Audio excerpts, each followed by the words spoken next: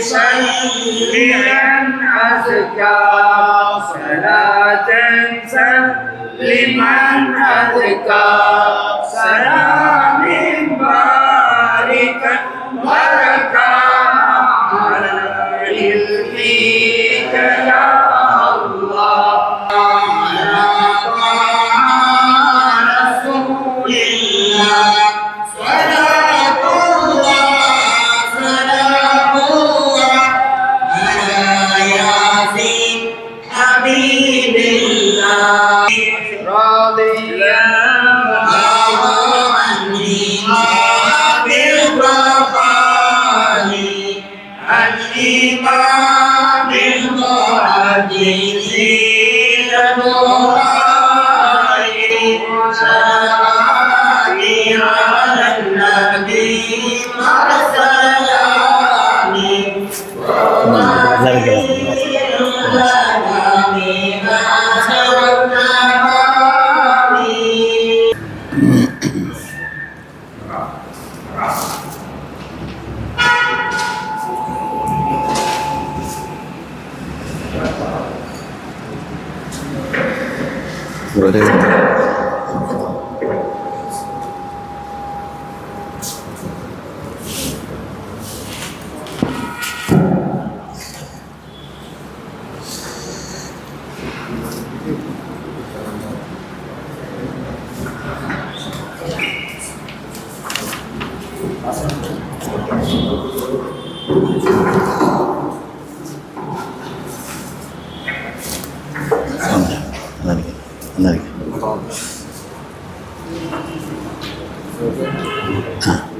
السلام عليكم.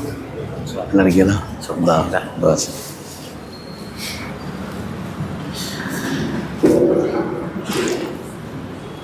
بسم الله الرحمن الرحيم. الحمد لله العظيم القدرة والشان شديد البطش والبرهان حافظ الدين والقرآن ما شاء الله كان ما لم يشاء لم يكن لا حول ولا قوة إلا بالله إن أريد إلا الإصلاح ما استطعت وما توفيقي إلا بالله عليه توكلت وإليه أنيب سبحانك لا علم لنا إلا ما علمتنا إنك أنت العليم الحكيم. قال الله سبحانه وتعالى في القرآن الحميد بسم الله الرحمن الرحيم ولا يأتونك بمثل إلا جئناك بالحق وأحسن تفسيرا.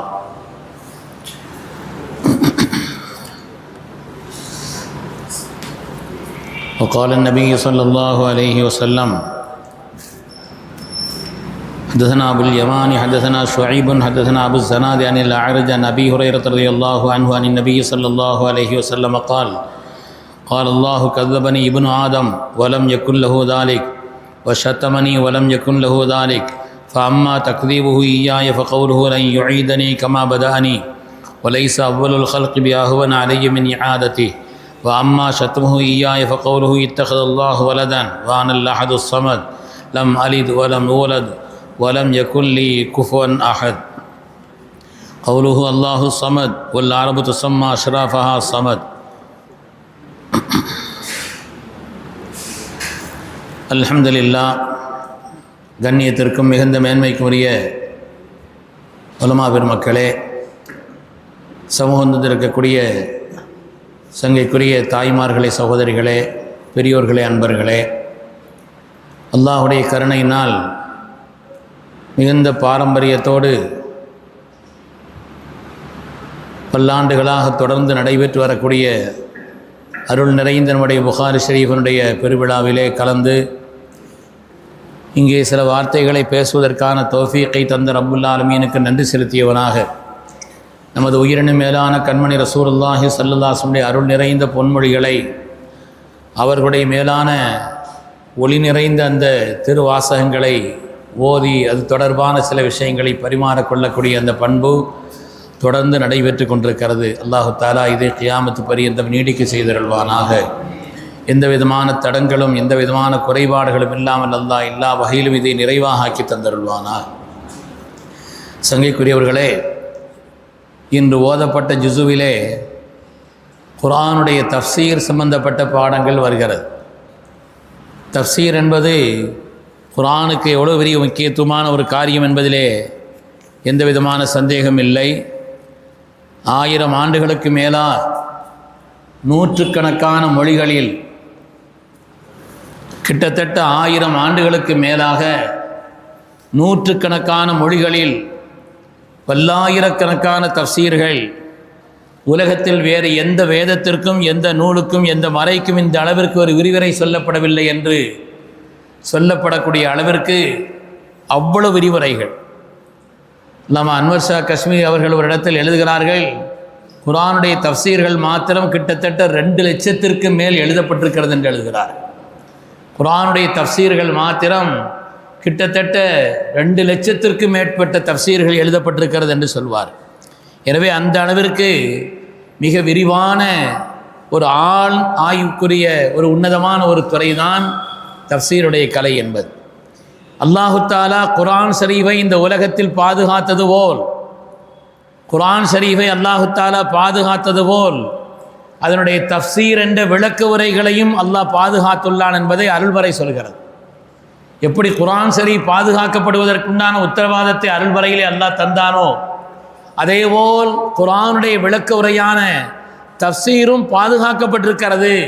இது அல்லாஹ்வினாலேயே அதற்குண்டான தெளிவு சொல்லப்பட்டிருக்கிறது. வலா யஅதூனக பிமஸலின் இல்லா ஜினாக பில் ஹக்கி வ அஹ்ஸன தஃசீரா அருள்மறையில் அல்லாஹ் தஆலா சொல்வான். அதுபோல இன் அலைனா ஜம்அஹு வ குர்ஆனா ஃபைதா கரஅனாஹு ஃபத்தபி குர்ஆனா சும்ம இன் அலைனா பயானா. இதற்குண்டான விளக்கத்தை சொல்வதும் நம்முடைய கடமை என்பதை அல்லாஹ் தஆலா சொல்லி காட்டுகிறான். அர் ரஹ்மான் அல்லமல் குர்ஆன் ஹலக்கல் இன்சான் அல்லமஹுல் பயான். அவனே அதற்குண்டான விளக்கத்தை கற்றுத்தந்ததை குர்ஆன் ஷரீஃப் பல்வேறு இடங்களில் சொல்லி காட்டுகிறது. எனவே குர்ஆன் ஷரீஃபின் வழியாக அல்லாஹ் அந்த குர்ஆனை பாதுகாத்ததைப் போலவே சங்கையான குர்ஆனுடைய விளக்க உரை தஃசீரையும் அல்லாஹு தஆலா பாதுகாத்து வைத்திருக்கிறான் என்பதை அருள்மறைமைக்கு சொல்லி காண்பிக்கிறது. ஃபோனை எடுத்து குர்ஆனுடைய தஃசீர் என்பது நம்முடைய சொந்த அபிப்பிராயத்தை கொண்டு சொல்வதல்ல, அதற்கு அடிப்படை இருக்க வேண்டும். அதற்குண்டான விரிவுரைகளை மார்க்கம் நமக்கு சொல்லித் தருகிறது. குர்ஆனுக்கு விளக்க உரை சொல்பவராக இருந்தால் கிட்டத்தட்ட 15 துறைகளில் அவருக்கு ஆழ்ந்த ஞானம் இருக்க வேண்டும். நாம் எல்லாம் அறிந்த விஷயம்தான். ஒரு ஆள் குர்ஆனுக்கு விளக்க உரை எழுதப் போகிறார் என்று சொன்னால் அவருக்கு கிட்டத்தட்ட 15 துறைகள் அது சம்பந்தப்பட்ட அடிப்படையான தெளிவுகள் இருந்தால்தான் குர்ஆனுக்கு விளக்க உரையை செய்ய இயலும். இல்லைன்னு சொன்னால் நம்முடைய கண்ணதாசன் ஒரு தஃசீர் எழுத போனார். கவிஞர் கண்ணதாசன் அவர் ஒரு தஃசீர் எழுதினார், நான் தஃசீர் எழுத போகிறேன்னு. இந்த உம்மத் அதை ஏற்றுக்கொள்ளவில்லை. இந்த உம்மத் அதற்கு கடுமையான ஆட்சேபனையை தெரிவித்தது. அதை இந்த சமூகம் ஏற்றுக்கொள்ளாது என்பதை உணர்த்தி காண்பித்தது. ஏனென்றால் குர்ஆனுக்கு விளக்க உரை செய்பவராக இருந்தால் அதற்குண்டான அடிப்படையாக அந்த விரிவுரையாளருக்குண்டான தகுதியாக மார்க்கம் சொல்லி காண்பிக்கிறது. முதலாவது அவருக்கு லுகத்து தெரிந்திருக்க வேண்டும். அரபி மொழியினுடைய அகராதி சம்பந்தப்பட்ட ஆழ்ந்த ஞானம் அவருக்கு இருக்க வேண்டும். இரண்டாவது நஹ்வு, அரபி சொல்லிலக்கணம் அது சம்பந்தப்பட்ட விஷயங்களில் அவருக்கு ஆழ்ந்த ஞானம் இருக்க வேண்டும். இல்லை என்று சொன்னால் என்ன ஆகும்? அப்படிப்பட்ட அந்த ஞானம் இல்லை என்று சொன்னால் குர்ஆனுக்கு விளக்க உரை செய்வதிலே அவர் சருகி விடுவார் என்பதை குர்ஆனுடைய ஆயாத்துகளின் வழியாக நாம் தெளிவாக உணர முடியும். அதேபோல மூன்றாவதாக சர்ஃப் என்று சொல்லப்படக்கூடிய அரபு சம்பந்தப்பட்ட சொற்புணர் இலக்கணம் என்று சொல்கிறார்களே, அதிலே ஆழ்ந்த ஞானம் அவருக்கு இருக்க வேண்டும். அதை பற்றியும் அவர் தெரிந்திருக்க வேண்டும். இருந்தால்தான் இந்த குர்ஆனுக்கு விளக்க உரை சொல்வதற்குண்டான ஆற்றல் பெற்றவராக இருப்பார். அதேபோல் இஸ்திகாக், ஒரு சொல்லினுடைய மூல சொல் எது, அதனுடைய வேறு சொல் எது, எந்த அடிப்பு சொல்லிலிருந்து இது வந்திருக்கிறது என்று அதனுடைய இஸ்திகாக்கை, அதனுடைய மூல சொல்லை இதுவெல்லாம் நம்முடைய காதுகளில் போட்டு வச்சுக்கறணும். இல்லைன்னா இன்னைக்குள்ள நிலையில் கஹ்ஃப் ஓதுவதை பற்றி ஒரு ஆள்கிட்ட சொல்லிக்கிட்டு இருந்தேன். அவர் ஓதிட்டேன்னு சொன்னார். என்ன ஓதுறீங்கன்னு கேட்டேன். அவர் குர்ஆன் ஓத தெரியாதுங்கிறது எனக்கு தெரியும். அவர் குர்ஆன் ஓத தெரியாது, சரி யாராவது ஓத கேட்டிருப்பார் போல் தெரியுது அப்படின்னு நான் நினச்சேன். என்ன ஓதிட்டீங்களான்னு கேட்டேன். இல்லை குர்ஆனுடைய தர்ஜுமாவை பார்த்துட்டேன்னு சொன்னார். குர்ஆன் ஓதுறதுங்கிறது வேறு, அதனுடைய விளக்கம் என்பது வேறு, அதனுடைய தர்ஜுமா என்பது அசலாகாது. குர்ஆனுக்கு சவாலே குர்ஆனுடைய அரபி வார்த்தைகள் தானே தவிர அதனுடைய தர்ஜுமா அல்ல. எனவே குர்ஆன் என்பது முக்கியமானது. அதற்கு விளக்க உரை சொல்வதாக இருந்தால், அல்லாஹ்வுடைய வேதத்திற்கு விளக்க உரை சொல்வதாக இருந்தால் அதனுடைய மூல சொல் என்ன, இஸ்திகாக் என்ன என்று தெரிஞ்சிருக்க வேண்டும். மாதிரி பலாகத், மானி, பயான், பதி என்று மூன்றையும் உள்ளடக்கிய இந்த பலாகத், அந்த பலாகத்து சம்பந்தப்பட்ட அந்த விஷயம், அணி இலக்கணம், உரை இலக்கணம், ஒரு வாசகத்தை அழகாக சொல்லக்கூடிய அந்த ஆற்றல் கொண்ட அந்த தன்மை, இதை மூன்றையும் உள்ளடக்கிய அந்த பலாகத் என்ற அந்த துறையிலே ஒருவருக்கு ஆற்றல் இருந்தால்தான், ஈடுபாடு இருந்தால்தான் குர்ஆன் சம்பந்தப்பட்ட விளக்க வரை அவர் சொல்ல முடியும். அது மாதிரி கிராத் ஓதுவதனுடைய சட்ட முறைகளை தெரிந்திருக்க வேண்டும். குர்ஆன் ஓதக்கூடிய அந்த சட்ட முறைகள் இல்லை என்று சொன்னால் வேறொரு இடத்துல நிப்பாட்டக்கூடாத இடத்துல நிப்பாட்டி வச்சிருப்பார், சேர்க்கக்கூடாத இடத்தை சேர்த்து வைப்பார், பிரிக்க வேண்டிய இடத்திலே அவர் சேர்த்து ஓதி விட்டுவார் என்றெல்லாம் இருக்கிற காரணத்தினாலே கிராத், அது என்னென்ன வகையான கிராத் வந்திருக்கிறது என்பதை பற்றி அவர் தெரிந்திருக்க வேண்டும். அது மாதிரி அகீதா தெரிந்தவராக இருக்க வேண்டும். குர்ஆனுக்கு விளக்க உரை சொல்லக்கூடியவராக இருக்கிறதா என்று சொன்னால் அது சம்பந்தப்பட்ட இஸ்லாமிய அகீதாக்களை, அதனுடைய கொள்கை விளக்கங்களை தெரிந்தவராக இருக்க வேண்டும். அதேபோல் மார்க்கத்தினுடைய சட்டம் என்று சொல்லப்படக்கூடிய ஃபிக்ஹ் சம்பந்தப்பட்ட துறையிலே ஆழ்ந்த ஞானம் அவருக்கு இருக்க வேண்டும். ஃபிக்ஹினுடைய இதிலிருந்து என்னென்ன சட்டங்கள் எடுக்கப்படுகிறது என்ற அந்த ஃபிக்ஹினுடைய சட்டங்களை அவர் தெரிந்திருக்க வேண்டும். அது மாதிரி அவர் உசூலுல் ஃபிக்ஹ் என்று சொல்லப்படக்கூடிய சட்டங்களுடைய அடிப்படை, எதிலிருந்து இந்த சட்டம் வந்தது, இந்த சட்டம் எதிலிருந்து வந்தது, ஏன் இப்படி எடுக்கப்பட்டது. கியாமத்து நாள் வரை சட்டங்கள் எடுக்கப்பட்டு கொண்டே இருக்கும். ஆனாலும் அதனுடைய மூலம் என்ன, அதனுடைய அடிப்படை என்ன, எதிலிருந்து இது வந்தது என்பதற்குண்டான தன்மை தெரிந்திருக்க வேண்டும். சமீபத்தில் கேரளாவில் நடந்த ஒரு சின்ன சம்பவம். ஒரு பள்ளிவாசலுடைய விரிந்த வளாகம், அந்த வளாகத்தில் ஏராளமான மரங்கள், அடர்த்தியான காலங்களை கடந்த வலிமையான மரங்கள் முளைத்து விட்டது. ஆனால் இந்த மரத்தினுடைய அசல் எதுன்னு சொன்னால் பக்கத்து ஒரு வீட்டுக்காரர், அந்த வீட்டில் முளைத்த அந்த மரம் தான் இங்கே கிளை பரப்பி இங்கே அதனுடைய வேர் விட்டு இங்கே மரங்கள் முளைச்சிருக்கு. பள்ளிவாசல்களை இவ்வளவு மரங்கள் முளைச்சிருச்சே, அதனால் அதை நாம் வெட்டி எடுத்து பள்ளிக்காக பயன்படுத்தி கொள்ளலாம் என்று பள்ளியினுடைய நிர்வாக பெருமக்கள் முயற்சித்த பொழுது அந்த வீட்டுக்காரர் சொன்னார், இந்த பள்ளியிலே வளர்ந்திருக்கக்கூடிய எல்லா மரங்களுமே என் வீட்டிலிருந்து வந்த மரங்களுடைய கிளைகளிலிருந்து வந்தது தானே தவிர அசல் மரம் அங்கே ஒன்றும் உருவாகவே இல்லை. அதனால இது உங்களுக்கு சொந்தமானதல்ல, எனக்கு சொந்தமானதுன்னு அவர் சொல்கிறார். இது உங்களுக்கு சொந்தமானதே இல்லை, இந்த மரங்கள் முழுவதுமே எனக்கு தான் சொந்தம்னு சொல்லிட்டு மார்க்க விஷயங்களில் அதிலையும் பள்ளி சம்பந்தப்பட்ட ஒரு காரியம் ஹலால் பேணுவதிலே, ஹலால் ஹராமை பேணுவதிலே கவனம் இல்லை அந்த பெருமக்கள் இப்படி புதுசாக ஒன்று சொல்கிறாங்களே, இதனுடைய நிலை என்ன என்று தெரிய வேண்டும் என்று அசரத்திரத்தில் கேட்டாங்க. அசரத் இப்படி மாதிரி அவங்க சொல்கிறாங்க, வீட்டுக்காரரு பக்கத்து வீட்டுக்காரர் அங்கேருந்து முளைச்ச மரம் தான் இங்கேருந்து எல்லாம் கிளை பரப்பி இருக்கிறது, அது எனக்கு சொந்தம்னு சொல்கிறார், என்ன செய்யணும்னு கேட்கும் பொழுது அதில் சொன்னாங்க, இது புது மசாலாவாக இருக்குது, எனக்கு உடனடியாக தெரியல, எனக்கு ஓதி தந்த உஸ்தாத் அவர்கள், அவங்க பேர் மீராங்குட்டி முஸ்லியார்னு ஒரு உஸ்தாத் இருக்கிறாங்க, நான் அவங்கள்ட்ட போய் கேட்டுட்டு வர்றேன்னு சொல்லி அவர் அதற்கு பிறகு பயணம் செய்து அந்த மீராங்குட்டி முஸ்லியாரை பார்க்கறதுக்காக வர்றான். வந்தால் மீராங்குட்டி முஸ்லியார் அப்போ தான் எங்கேயும் அவசரமாக உடனே பயணப்பட்டு காரில் ஏறி உட்கார்ந்துட்டா. அப்போ தன்னுடைய மாணவர், தன்னிடத்தில் ஓதிய பிள்ளை வந்திருக்கிறார் என்று தெரிந்த உடனே இந்த மாணவன் என்ன விஷயம் ஆகிட்டு வந்திருக்குதுன்னு சொல்லி அவங்கள்ட்ட கேட்குறாங்க.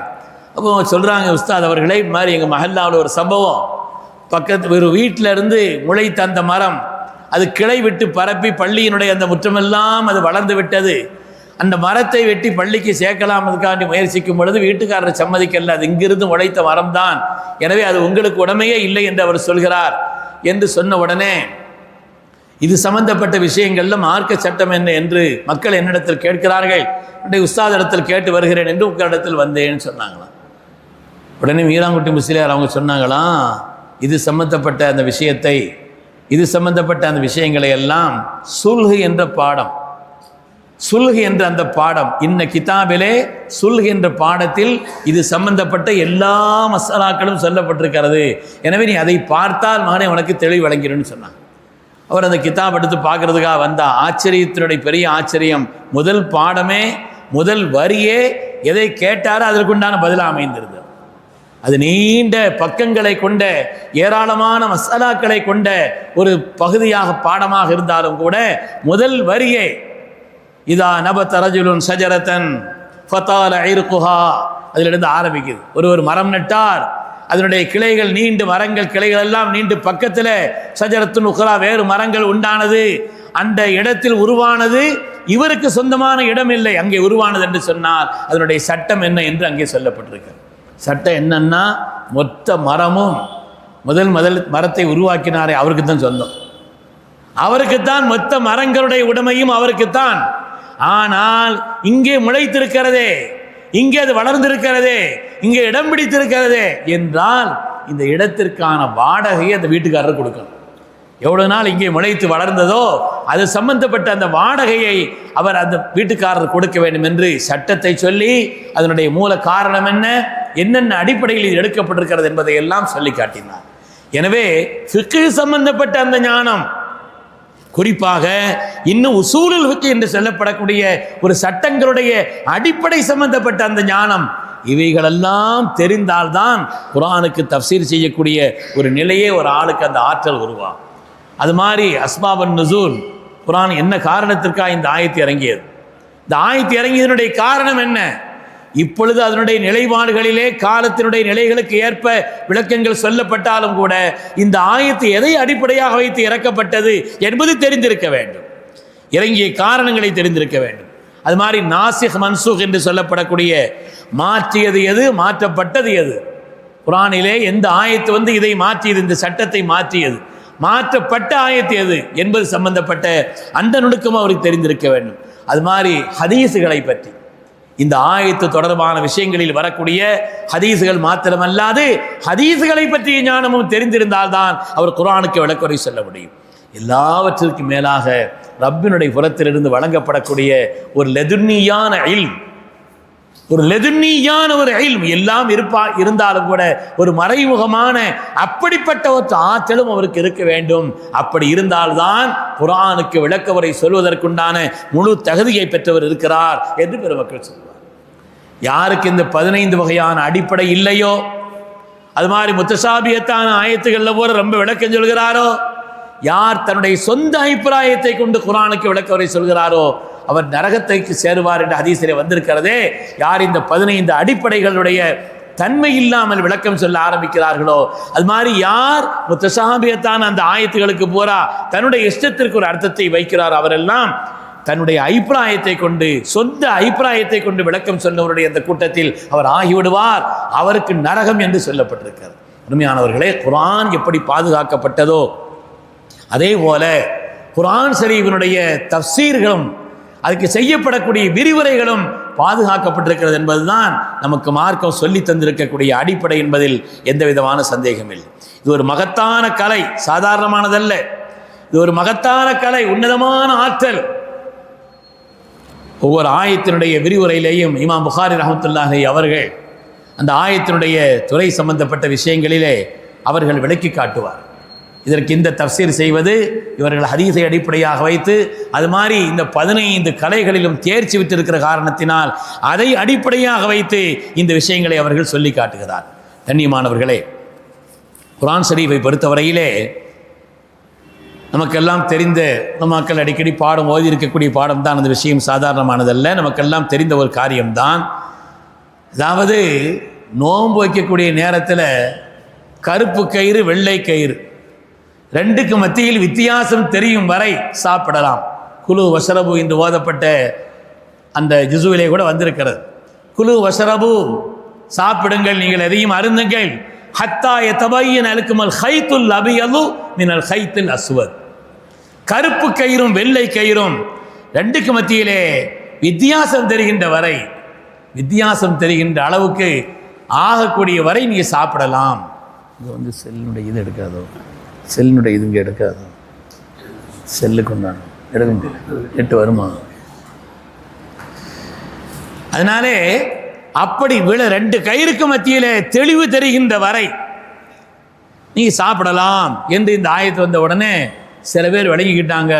தன்னுடைய தலையணை கீழே ஒரு கருப்பு கயிறையும் ஒரு வெள்ளை கயிறையும் வச்சுக்கிட்டாங்க. அதை எடுத்து பார்க்குறாரு, வெளிச்சத்தில் 2 வித்தியாசம் தெரியுதான், தெரிகிறவரை சாப்பிட்டே இருக்கிறார். ஒரு வெளிச்சம் இல்லாத நிலையிலே, இருட்டான் நிலையிலே கருப்பு கயிறு வெள்ளை கயிறும் வெளிச்சம் தெளிவாக தெரிவது என்பது எப்பொழுது? அது நல்ல தெளிவு வந்த பிறகுதான் தெரியும். வெளிச்சம் தெளிவாக வந்த பிறகுதானே அது சம்பந்தப்பட்ட விஷயங்களை தெரிய முடியும். அதனால் அதுவரை தெரியவில்லை. அதற்கு பிறகுதான் கண்மணி முஹம்மது ரசூலுல்லாஹி ஸல்லல்லாஹு அலைஹி வஸல்லம் வந்து விளக்கம் கேட்கும் பொழுதுதான் அல்லாஹ்வுடைய ரசூல் சொன்னார்கள், அதற்குண்டானது அப்படி அர்த்தமல்ல, மினல் ஃபஜ்ர் என்று அல்லாஹ் சொல்கிறான். குர்ஆன் ஷரீஃபிலே அல்லாஹு தஆலா மினல் ஃபஜ்ர் என்ற ஒரு வார்த்தையை சேர்த்து சொல்கிறான். அதிகாலை நேரத்தில் அது இந்த ஃபஜ்ர சாதிக்கினுடைய ஒரு நிலை அதிலே சொல்லப்பட்டிருக்கிறது என்பதை அதற்கு பிறகு உணர்த்தி காண்பித்தார். எனவே அருமையானவர்களே, நேரடியாக நாம் வெள்ளைக்கயிறு கருப்பு கயிறுன்னு பார்த்துட்டு அதுவரை சாப்பிட்டு இருந்தேன்னு சொன்னால் அதுக்கு பிறகு சூரியனும் உதயமாயிரும். அதுக்கு பிறகு அதுவரை சாப்பிடலாம், நோன்பு வைக்கிறதுக்காக வேண்டி அதுவரை சாப்பிடலான்னா சூரியனும் உதயமாயிரும். அந்த அளவுக்கு உண்டான நேரம் ஆகிவிடும். அதனாலே அந்த ஆயத்திற்கான விரிவுரை என்பது கண்மணி ரசூலுல்லாஹி ஸல்லல்லாஹு அலைஹி வஸல்லம் சொல்லி தந்திருக்கிறார்கள் அவர்களுடைய விளக்கத்தின் வழியா. அது மாதிரி அதற்கு உர்வா ரலியல்லாஹு அன்ஹு அவர்கள் அன்னை ஆயிஷா ரலியல்லாஹு இடத்தில் கேட்கிறார்கள், அல்லாஹு தஆலா குர்ஆன் ஷரீஃபிலே இன்ன ஸஃபா வல் மர்வத மின் ஷஆயிரில்லாஹ், ஸஃபா மர்வா என்பது அல்லாஹ்வின் அடையாள சின்னங்கள். யார் ஹஜ்ஜோ உம்ராவோ செய்கிறார்களோ அந்த ரெண்டுக்கு மத்தியில் அவர்கள் நடப்பது செல்வது குற்றம் அல்லன்னு அல்லாஹ் சொல்லியிருக்கிறானே. ஃபலா ஜுனாஹ அலை ஐயத்தவஃப பிஹிமா, அந்த ரெண்டுக்கு மத்தியில் நடப்பதும் ஓடுவதும் குற்றம் அல்லன்னு தான் அல்லாஹ் சொல்கிறான். ஆனால் மார்க்கத்தை பொறுத்தவரையிலே அதை கடமையாக்கியிருக்கிறது. இன்னல்லாஹ் கதப அலைக்குமுஸ் ஸாய், அல்லாஹு தஆலாவுடைய ரசூல் சொன்னார்கள், அல்லாஹ் உங்களுக்கு சையை விதியாக்கி இருக்கிறான், எனவே சை செய்யுங்கள் என்று சொல்லியிருக்கிறார்களே. ஆனால் அல்லாஹு தஆலா ஃபலா ஜுனாஹ அலைஹி என்று தானே அல்லாஹ் சொல்லியிருக்கிறான். இந்த ஆயத்திற்கான விளக்க உரையை நம்முடைய அருமை தாயார் அன்னை ஆயிஷா ரலியல்லாஹு அன்ஹா கேட்கிறார். ஆயிஷா ரலியல்லாஹு தஆலா அவர்கள் சொல்கிறார்கள், அதாவது அது இறக்கப்பட்டதனுடைய அந்த காரணத்தை அவர்கள் சொல்கிறார். காரணத்தை விளக்கி சொல்கிறார். என்னவென்று சொன்னால், அதாவது இந்த சஃபா மருவா இந்த இரண்டு இடங்களிலேயும் ஆரம்ப காலகட்டத்திலே சிலைகள் இருந்தது.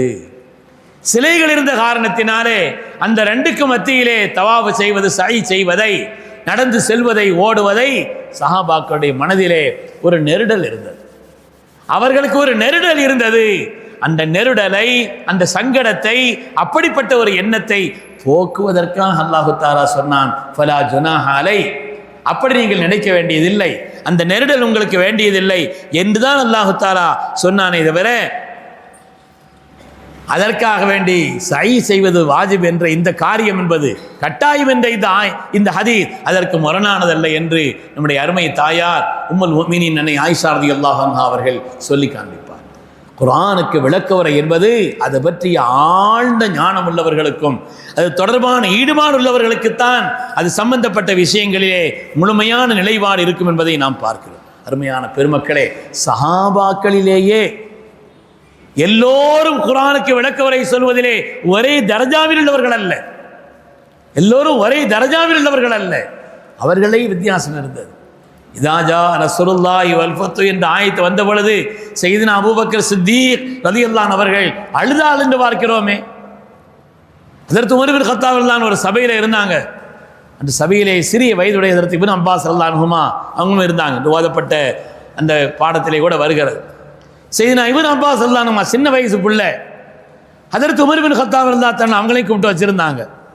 மற்ற பல பேர் நினைச்சாங்க, நமக்கு இது மாதிரி பிள்ளைங்க இருக்க தான் செய்கிறாங்க, இவங்களும் இந்த சபையில் கொண்டு உட்கார வைக்கப்பட்டிருக்கிறதே என்பது போல் எண்ணினார்கள்.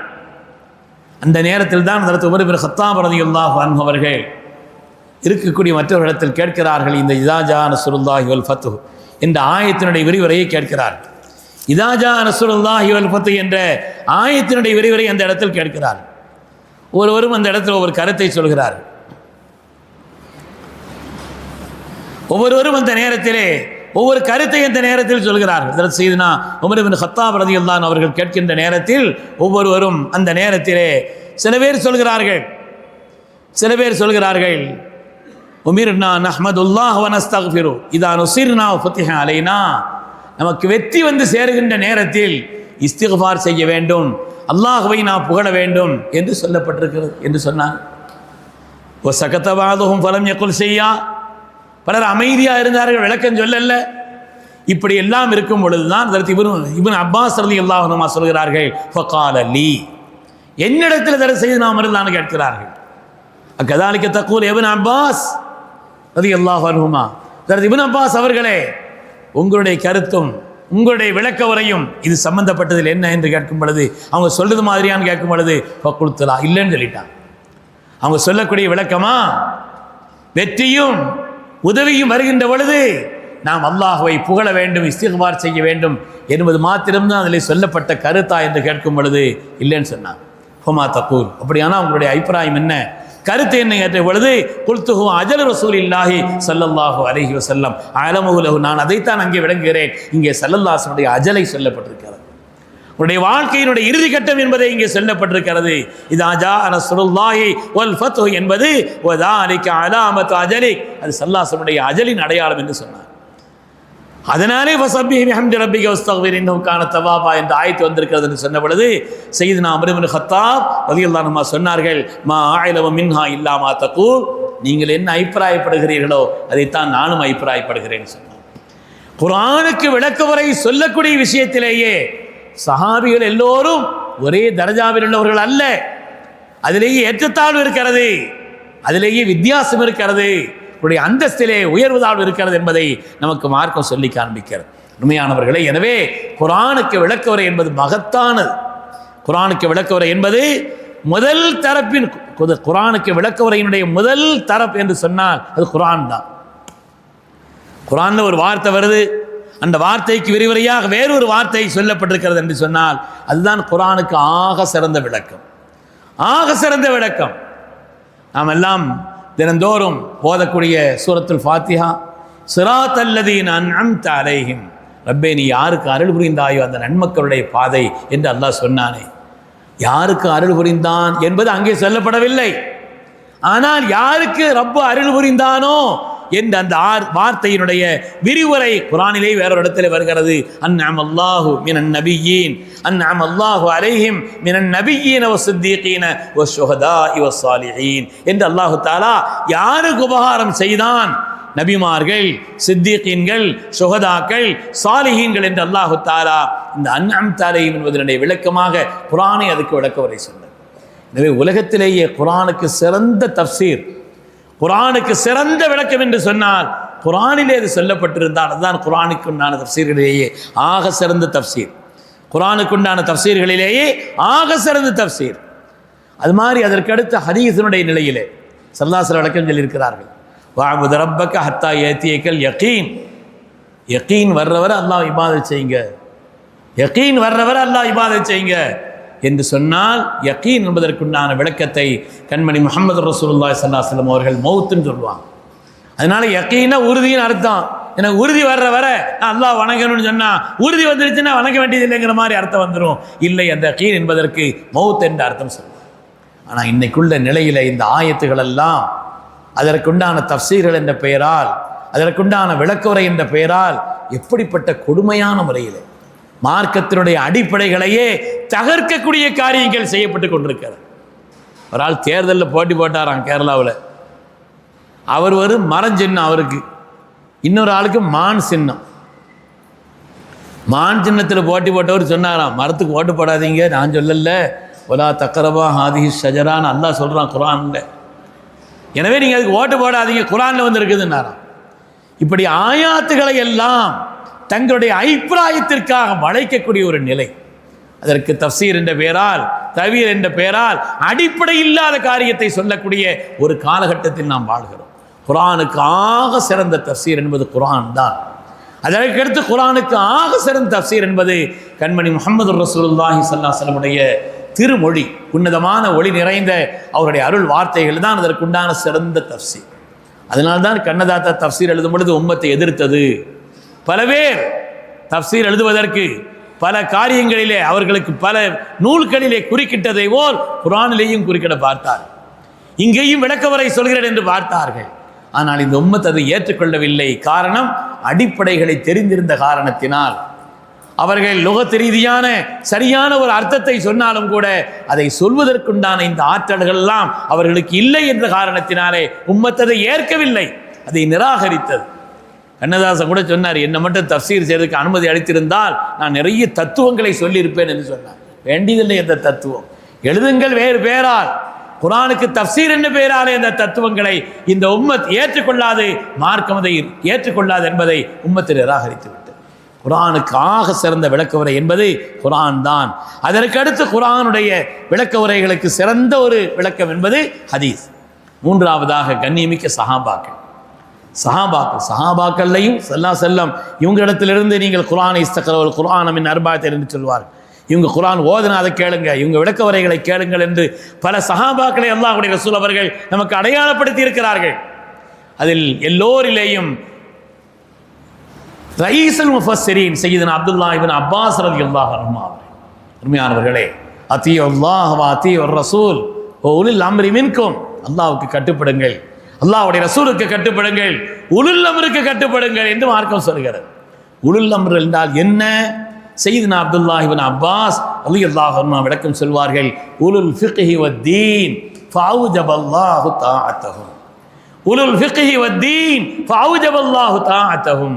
இந்த ஆயத்தின் வழியாக ஃபிக்ஹுடையவர்களுக்கு நாம் கட்டுப்படுவதை அல்லாஹ் வாஜிபாக்கி இருக்கிறான், நம்ம கடமையாக்கி இருக்கிறான் என்று அந்த ஆயத்தினுடைய விரிவுரையை நமக்கு சொல்லி காட்டுவார். எனவே நம்முடைய இஷ்டத்திற்கு அல்ல, குர்ஆனிலே விளக்கம் வந்து விட்டது என்று சொன்னால் அதுதான் சிறந்த விளக்கம். ஃபதலக்கா ஆதம மிர் ரப்பிஹி கலிமாத்தின், ஆதம் அலைஹிஸ்ஸலாம் ரப்பிடத்திலிருந்து சில கலிமாத்துகளை எடுத்துக்கொண்டார்கள். அதை கொண்டு அவர்கள் அல்லாஹ்விடத்திலே துஆ செய்த பொழுது ஃபதாப அலை, அல்லாஹ் அந்த தௌபாவை ஏற்றுக்கொண்டான் என்று வருகிறது. என்ன கலிமாத்துகள்? குர்ஆனே அதற்கான விளக்கத்தை சொல்கிறது. ரப்பனா லலம்னா அன்ஃபுஸனா வ இல்லம் தக்ஃபிர் லனா வ தர்ஹம்னா லனகூனன்ன மினல் காஸிரீன் என்ற ஒரு அதற்குண்டான அந்த சொற்கள் அதுதான் என்பதை பெருமக்கள் ஆயத்தை கொண்டு விளக்கம் சொல்வார். அருமையானவர்களே, எனவே குர்ஆனுடைய தஃப்சீர் என்பது, குர்ஆனுக்கு விளக்க உரை என்பது உன்னதமானது. அது சொல்லித் தந்திருக்கக்கூடிய அந்த விளக்க உரைகள் என்பது உன்னதமானது. இன்றைய பாடத்தினுடைய ஆரம்பத்திலே, இந்த 20வது ஜுஸுனுடைய இந்த தொடக்கத்திலே யா ஹஸ்ரத்தன் அலல் இபாத் என்ற வாசகத்தை கொண்டு தொடங்குகிறது. பெருமக்களே, யா ஹஸ்ரத்தன் அலல் இபாத், அடியார்களின் மீது கை சேதம் யாருக்குன்னு சொன்னால் யார் பரிகாசம் செய்கிறார்களோ. பொதுவாக ஆயத்தினுடைய வார்த்தைகளுக்கு உண்டான தஃப்சீர்கள் வந்திருக்கிறது இதில் என்று சொன்னாலும் கூட, இன்னைக்கு உள்ள காலகட்டத்தில் நாம் பெற்றிருக்கக்கூடிய கல்வியின் காரணத்தினால், அழகின் காரணத்தினால், ஆற்றலின் காரணத்தினால், திறமைகளின் காரணத்தினால், அல்லது நம்மிடத்தில் மற்றவர்களை விட சில கூடுதலான ஏதாவது நல் வாய்ப்புகள் இருக்கிற காரணத்தினாலே மற்றவர்களை மட்டமாக நினைத்தால், கேலியாக நினைத்தால், பரிகாசமாக நினைத்தால் அதனுடைய ஆபத்து என்பதும் அதனுடைய கெட்ட விளைவுகள் என்பதும் அதனுடைய நஷ்டம் என்பதும் யாரை பார்த்தவர் கேலியாக நினைக்கிறாரோ அவர் உண்மையிலே பரிகாசத்திற்குரியவர் அல்ல. பரிகாசத்திற்குரியவரும் அதற்குண்டான தண்டனைக்குரியவரும் பாவப்பட்டவரும் யார் செய்கிறாரோ அவர்தான் என்று இந்த ஆயத்தை சொல்லி காண்பிக்கும். நம்முடைய வாழ்க்கையில் அல்லாஹ் சொன்னது மாதிரி, லா யஸ்கர் கௌமும் மின் கௌமின் அஸா அன் யகூனு கைரம் மின்ஹும் வலா நிஸாஉம் மின் நிஸாஇன் அஸா அன் யகுன்ன கைரம் மின்ஹும். அல்லாஹ் சொல்லுவான், யாரையும் பரிகாசமாக நினைக்கக்கூடாது, யாரையும் மட்டமாக லேசாக நினைக்கக்கூடாது என்பதை குர்ஆன் ஷரீஃப் நமக்கு சொல்லி காண்பிக்கிறது. வைலுல் லிகுல்லி ஹுமஸத்தில் லுமஸா, வைலுல் லிகுல்லி ஹுமஸத்தில் லுமஸா. பொதுவாக இந்த ஹுமஸா லுமஸா என்பதற்கு புறங்கோரி புறம் சொல்லி திரிவது, புறம் பேசி திரிபவர்கள் என்று இருந்தாலும் கூட அதிலையும் இன்னும் விளக்கமான ஒரு நிலையிலே முகத்துக்கு நேரையும் முதுகுக்கு பின்னாலும் வெளிப்படையாகவும் சாடையாகவும் சொல்லப்படக்கூடிய எல்லாவற்றையும் இது எடுத்துக்கொள்ளும் என்று முஃபஸ்ஸிரீன்கள் சொல்வார்.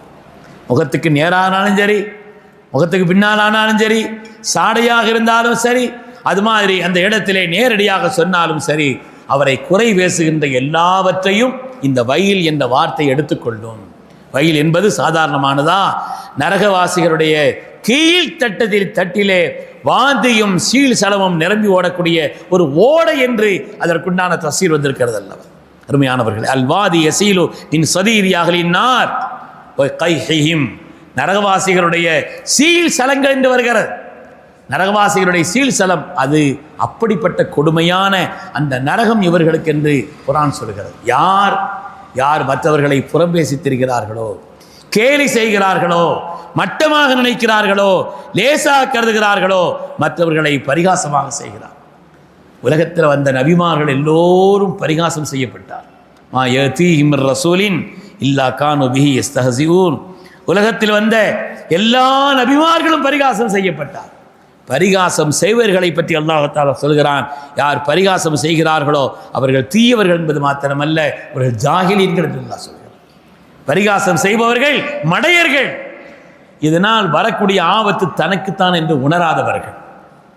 ஒரு ஆளை பார்த்து பரிகாசம் செய்கிறோம், மட்டமாக நினைக்கிறோம், லேசாக நினைக்கிறோம் என்று சொன்னால் அதனுடைய விளைவினுடைய பாதிப்பு தனக்குத்தான் என்பதை விளங்காத ஜாஹில் என்று குர்ஆன் சொல்கிறார். அல்லாஹ் தஆலா இன்னொரு விஷயத்தையும் சொல்கிறான், அஸா யகூனு கைரம் மின்ஹும். நீங்கள் நினச்சிட்டு இருக்கிறீங்க உங்களுடைய பார்வையில் அவர் மட்டமான ஆள், சாதாரணமான ஆள் நினைக்கிறீங்க. ஆனால் அஸா யகூனு கைரம் மின்ஹும், அவர் உங்களை விட கைரானவராக இருக்கலாம். இந்த ஒரு விஷயம் நம்ம வாசகத்தில் இருந்தால், கவனத்தில் இருந்தால் போது யாரையும் மட்டமாக நினைக்க மாட்டோம். உங்களை விட அவர் கைரானவராக இருக்கலாம். அல்லாஹ்விடத்திலே யாரை நீங்கள் பரிகாசம் செய்கிறீர்களோ, யாரை பரிகாசம் செய்கிறீர்களோ அவர் உங்களை விட கைரானவராக இருக்கலாம் என்பது மாத்திரமல்ல, உங்களை விட சிறந்தவராக அவர் ஆகிவிடலாம். அஸா யகூனு கைரம் என்று சொன்னால் பரிகாசம் செய்கிற காரணத்தினாலே அல்லாஹ் உங்களை மட்டமாக்கி அவரை அல்லாஹ் கைராக ஆக்கி விடுவான் என்பதை பார்க்க. நடைமுறையில் கூட எத்தனையோ விஷயங்கள், நடைமுறையிலே கூட எனக்கு தெரிந்த ஒரு 2 பேர் துபையில் இருந்தாங்க. ஒரு ஆள் இன்னொரு ஆளை எப்போவுமே மட்டமாகவே பேசிக்கிட்டு இருப்பாங்க. கொஞ்சம் வசதி கூடின ஆள் இவர், அவர் கொஞ்சம் வசதி குறைஞ்சால். ஆனால் என்ன நிலை வந்தது என்று சொன்னால், யாரை பார்த்து மட்டமாக பேசினாரோ நினைத்தாரோ, அவரை கேலியாக நினைத்தாரோ, தன்னை விட வசதி குறைவானவர் என்று கருதி அவர் அலட்சியமாக பேசினாரோ, இவரை அல்லாஹு தஆலா யாரை பார்த்து பேசினார் அவரை விட வசதியானவரை ஆக்கி இவர் அந்த நாட்டுக்குள்ளேயே நுழைய முடியாத அளவுக்கு அல்லாக்கி விட்டார். இவர் அந்த நாட்டுக்குள்ளேயே நுழைய முடியாது. நீங்கள் யாரையாவது கற்பனைலாம் செய்து கொள்ளக்கூடாது. நம்ம ஊரில் இல்லை, நம்ம தொடர்புள்ள ஆட்களும் இல்லை, இது சம்பந்தம் இல்லாத வேற ஒரு ஊரில் உள்ள செய்தியை நான் சொல்கிறேன். அருமையானவர்களே, அதனாலே யாரையும் மட்டமாக கருதவோ, லேசாக நினைக்கவோ, பரிகாசம் செய்யவோ மார்க்கம் அதை அனுமதிக்கவில்லை. யார் அப்படி பரிகாசம் செய்கிறார்களோ அவர்களை அல்லாஹ் பரிகசிக்கிறான் என்று சொன்னால் அவர்களை அல்லாஹ் மட்டமாக ஆக்குகிறான், அல்லாஹ் அவர்களை லேசாக ஆக்குகிறான் என்பதுதான் குர்ஆன் ஷரீஃப் நமக்கு சொல்லித்தரக்கூடிய ஒரு செய்தி. எனவே எல்லா காலகட்டத்திலேயும் இந்த பரிகாசத்தினுடைய, மற்றவர்களை நாம் பரிகசிக்கக்கூடிய இந்த தன்மையிலிருந்து நாம் விலகி இருக்க வேண்டும் என்பதை மார்க்கம் நமக்கு தெளிவுபடுத்தி சொல்லி காண்பிக்கிறது. ஒரு செய்தி மூசா அலைஹிஸ்ஸலாம் சொன்னார்கள், அஊது பில்லாஹி அன் அகூன மினல் ஜாஹிலீன். நீங்கள் பரிகாசம் பண்ணுறீங்களான்னு கேட்கும் பொழுது நான் ஜாஹில் அல்லன்னு சொன்னாங்க. நான் ஜாஹில் அல்ல. அப்படியானால் பரிகாசம் செய்பவர் ஜாஹில் என்பதை மார்க்கம் நமக்கு உணர்த்தி காண்பிக்கிறது. அருமையான பெருமக்களே, அதனாலே எந்த காலகட்டத்திலும் யாரையும் மட்டமாக நினைக்கக்கூடிய ஒரு நிலை என்பது ஆபத்தானது என்று பெருமக்கள் சொல்வார், ஆபத்தானது என்று சொல்லி காட்டுவார். இது சாதாரணமாக எல்லோரையும் லேசு காணக்கூடிய, மட்டமாக கருதக்கூடிய, அவர்களை பரிகசிக்கக்கூடிய அவருடைய தரம் என்ன என்பதெல்லாம் தெரியாமல் பரிகாசம் செய்யக்கூடிய நிலை என்பது மிகுந்து போய்விட்ட ஒரு காலகட்டத்தில் நாம் வாழ்கிறோம். எனவே யாரையும் பரிகாசம் செய்தால் அதனுடைய கெட்ட விளைவுகள் நமக்குத்தான் என்பதை உணர வேண்டும். அப்படி உணர்ந்தால் நாம் யாரையும் பரிகாசம் செய்ய மாட்டோம், மட்டமாக நினைக்க மாட்டோம். ஒருவேளை அல்லாஹு தஆலா நம்மை விட அவர்களை கைரானவர்களாக கூட ஆக்கி வைத்து விடலாம் என்று மார்க்கம் நமக்கு சொல்லி காண்பிக்கிறது. அருமையான பெருமக்களே, அந்த அடிப்படையிலே குர்ஆன் ஷரீஃபினுடைய தொடக்கமாக அல்லாஹு தஆலா இன்று ஓதப்பட்ட அந்த பாடத்தினுடைய தொடக்கமாக வருகிறது, யா ஹஸ்ரத்தன் அலல் இபாத், அடியார்களின் மீது கை சேதம். யார் மற்றவர்களை பரிகாசம் செய்கிறார்களோ அவர்களுக்கு கை சேதம்தான். அந்த பரிகாசத்தினுடைய விளைவை இவர்கள்தான் சந்திப்பார்கள் என்பதை அல்லாஹு தஆலா அந்த ஆயத்திலே உணர்த்தி காண்பிக்கிறான். எனவே அது சம்பந்தப்பட்ட விஷயங்களில் கவனம் நமக்கு தேவை. அது மாதிரி குர்ஆன் ஷரீஃபை எல்லாரும் வெறும் அர்த்தத்தை மட்டும் வச்சு விளங்க முடியாது. இன்றைக்குள்ள காலகட்டத்தில் குர்ஆன் என்று கையில் கொடுக்குறாங்க, அதனுடைய மொழிபெயர்ப்புகளை பார்த்தாலே, வெறும் லொகத் அர்த்தத்தை பார்த்து விட்டாலே குர்ஆனுக்கு விளக்கவரை செய்ததை போல ஒரு எண்ணத்தை வைத்திருக்கிறார். மார்க்கத்தை பொறுத்தவரையிலே எல்லோராலும் அதை எப்படி விளங்கி இயலாது. அது சம்பந்தப்பட்ட ஆற்றல் உள்ளவர்கள் தான். குர்ஆன் ஷரீஃபிலே அல்லாஹு தஆலா வஹுவல்லதி அன்ஷா ஜன்னாத்தின் மஅரூஷாத்தின் வகைர மஅரூஷாத்தின் வன்னக்ல வஸரஅ முக்தலிஃபன் அல்வானுஹு வஸ்ஸைத்தூன் வர்ருமான் முஸ்தபிஹன் வகைர முத்தஷாபி. அல்லாஹ் சொல்வான், அந்த ஆயத்தினுடைய தொடரிலே அல்லாஹ் சொல்றான், விளைச்சல் விளைஞ்சிச்சுன்னா சாப்பிடுங்க, அதுக்குண்டான ஜக்காத்தை கொடுத்துருங்க. ரெண்டும் ஏவல் வினை ரெண்டும் ஒரே ஆயத்தில் வருது. குலு, விளைந்ததை சாப்பிடுங்கள், அதுக்கு அடுத்து அல்லாஹ் சொல்றான் வாத்து ஹக்கஹு யௌம ஹசாதிஹி, சாப்பிடுங்கள் என்பதும் அதனுடைய ஜக்காத்தை நீங்கள் கொடுத்து விடுங்கள் என்பதும் ஒரே ஆயத்தில் தான் வருகிறது. ஆனால் அந்த ஆயத்திலே முதல் ஏவல் வினையினுடைய சட்டம் என்ன, இரண்டாவது ஏவல் வினையினுடைய சட்டம் என்ன, ரெண்டுமே கண்டிப்பானதா, கண்டிப்பாக செய்து ஆகணுமா? ஏவல் வினை என்பது 16 அர்த்தங்களுக்கு வரும் என்று சொல்வார் சித்தத்தியாசரமான 16 அர்த்தங்களுக்கு வரும். எல்லா ஏவல் வினையும் ஒரே தரத்தில் வைக்க முடியாது. அகீமுஸ் ஸலா, தொழுகுங்கள், ஏவல் வினை தான். கடன் கொடுத்தால் எழுதி வையுங்கள், ஏவல் வினை தான். ரெண்டும் ஒரே தரத்தில் உள்ளதல்ல. அது மாதிரி நீங்கள் விளைஞ்சால் விளைச்ச பொருளிலிருந்து சாப்பிடுங்கள், ஜக்காத்தை கொடுங்கள், ரெண்டும் ஒரே தரத்தில் உள்ளதல்ல, ரெண்டும் ஒரே தரத்தில் உள்ளதல்ல அருமையானவர்களே. அதனாலே அந்த ஆயத்தினுடைய அந்த இடத்தில் வரக்கூடிய கருத்து என்ன என்பதை அது சம்பந்தப்பட்ட வல்லுநர்கள் விளக்கம் சொல்வதை கொண்டுதான் விளங்க முடியுமே, அல்லாது நாம அந்த ஆயத்திற்குண்டான விளக்க உரையை செய்வதென்பது அது நம்மை கொண்டு போய் தவறான ஒரு இடத்தில் நரகத்தில் கொண்டு போய் சேர்த்துவிடும் என்பதை பெருமக்கள் நமக்கு சொல்வார். ஏராளமான தஃசீர்கள், குர்ஆனுக்கு விளக்க உரை என்பது கொஞ்சம் நஞ்சமல்ல, ஏராளமான தஃசீர்கள் அது சம்பந்தப்பட்ட விஷயங்களில் வந்திருக்கிறது. அதிலே பல் துறையிலே சில பேர் லுகத்து சம்பந்தப்பட்ட ஆய்விலே சில தஃசீர் எழுதியிருக்கிறார். சில பலாகத்திலே தேர்ந்தவர்கள் அந்த துறை சம்பந்தப்பட்ட அந்த ஆயத்தை அந்த கண்ணோட்டத்தில் விரிவுரை எழுதியிருக்கிறார்கள். குர்ஆன் ஷரீஃபிலே ஹஜ்ரத் இமாம் பைலாவி ரஹ்மத்துல்லாஹி அலைஹி அவர்கள் எல்லா துறை சம்பந்தப்பட்டதையும் கலந்து எழுதுவார்கள். இமாம் கஸ்ஸாப் ரஹ்மத்துல்லாஹி அலைஹி அவர்கள் கஸ்ஸாபிலே எக்கசிவுக்குள்ள செய்யும் சொல்லுவாங்க. எல்லாவற்றையும் விளக்கி கொடுக்கும், அது எல்லாவற்றையும் விளக்கி கொடுக்கக்கூடிய ஒரு தஃசீர். அது மாதிரி தஃசீருல் கபீர் மிக நீண்ட விரிவுரையானது. தஃசீர் குர்துபியோ, இப்னு கஸீரோ, ஜலாலைன், சாவி, ஹாசின், ரூஹுல் மஆனி, ரூஹுல் பயான் என்று ஏராளமான தஃசீர்கள் அது சம்பந்தப்பட்ட விளக்க உரை சொல்லப்பட்டிருக்கிறது. அருமையானவர்களே, சமீப காலத்தில் எழுதப்பட்ட தஃசீர் தான் ஜவாஹிர். பின்னால் முஃபஸ்ஸிரீன்களுடைய அந்த பகுதியில் உள்ளவர்கள் அல்லாமா தன்தாவி ரஹ்மத்துல்லாஹி அலைஹி எழுதின தஃசீருல் ஜவாஹிர் என்ற அற்புதமான ஒரு தஃசீர். நவீன கருத்துக்களை குர்ஆனுடைய ஆயத்துகளோடு ஒப்பிட்டு சொல்வார். நவீன கருத்துக்களை குர்ஆனுடைய ஆயாத்துகளோடு ஒப்பிட்டு சொல்லி அது சம்பந்தப்பட்ட விஷயங்களை சொல்வார். 16 வால்யூம் கொண்டது. அது ஒவ்வொரு வால்யூம் 300 பக்கங்கள் கொண்டது. மிக நீண்ட விரிவுரை கொண்ட தன்தாவி ரஹ்மத்துல்லாஹி அலைஹினுடைய தஃசீர். அது மாதிரி ஒவ்வொரு துறை வல்லுநர்களும் தாங்கள் எந்த துறையிலே தேர்ச்சி பெற்றிருக்கிறார்களோ அந்த துறை சம்பந்தப்பட்ட விஷயங்களை விளக்கி சொல்லக்கூடிய தஃசீர்கள் என்பது ஏராளமாக வந்திருக்கிறது. சில பேர் ஆரிஃபீன்கள், ஞானவான்கள், அவங்களுடைய பார்வையிலே சில விதமான விளக்கங்களை கண்ணோட்டத்தில் அவர்கள் சொல்வார். எந்த விளக்கம் சொன்னாலும் அடிப்படை தவறாமல் இருக்க வேண்டும். அந்த 15 ஆற்றல்கள் தெரிந்திருக்க வேண்டும் என்று சொல்கிறோமே, அதனுடைய அடிப்படைகள் தெரிந்து விளக்கம் சொல்ல வேண்டும். நம்ம ஷாதில் நாயகம் சொல்லுவோம், ஒமா தில்க பி யமீனிக யா மூசா.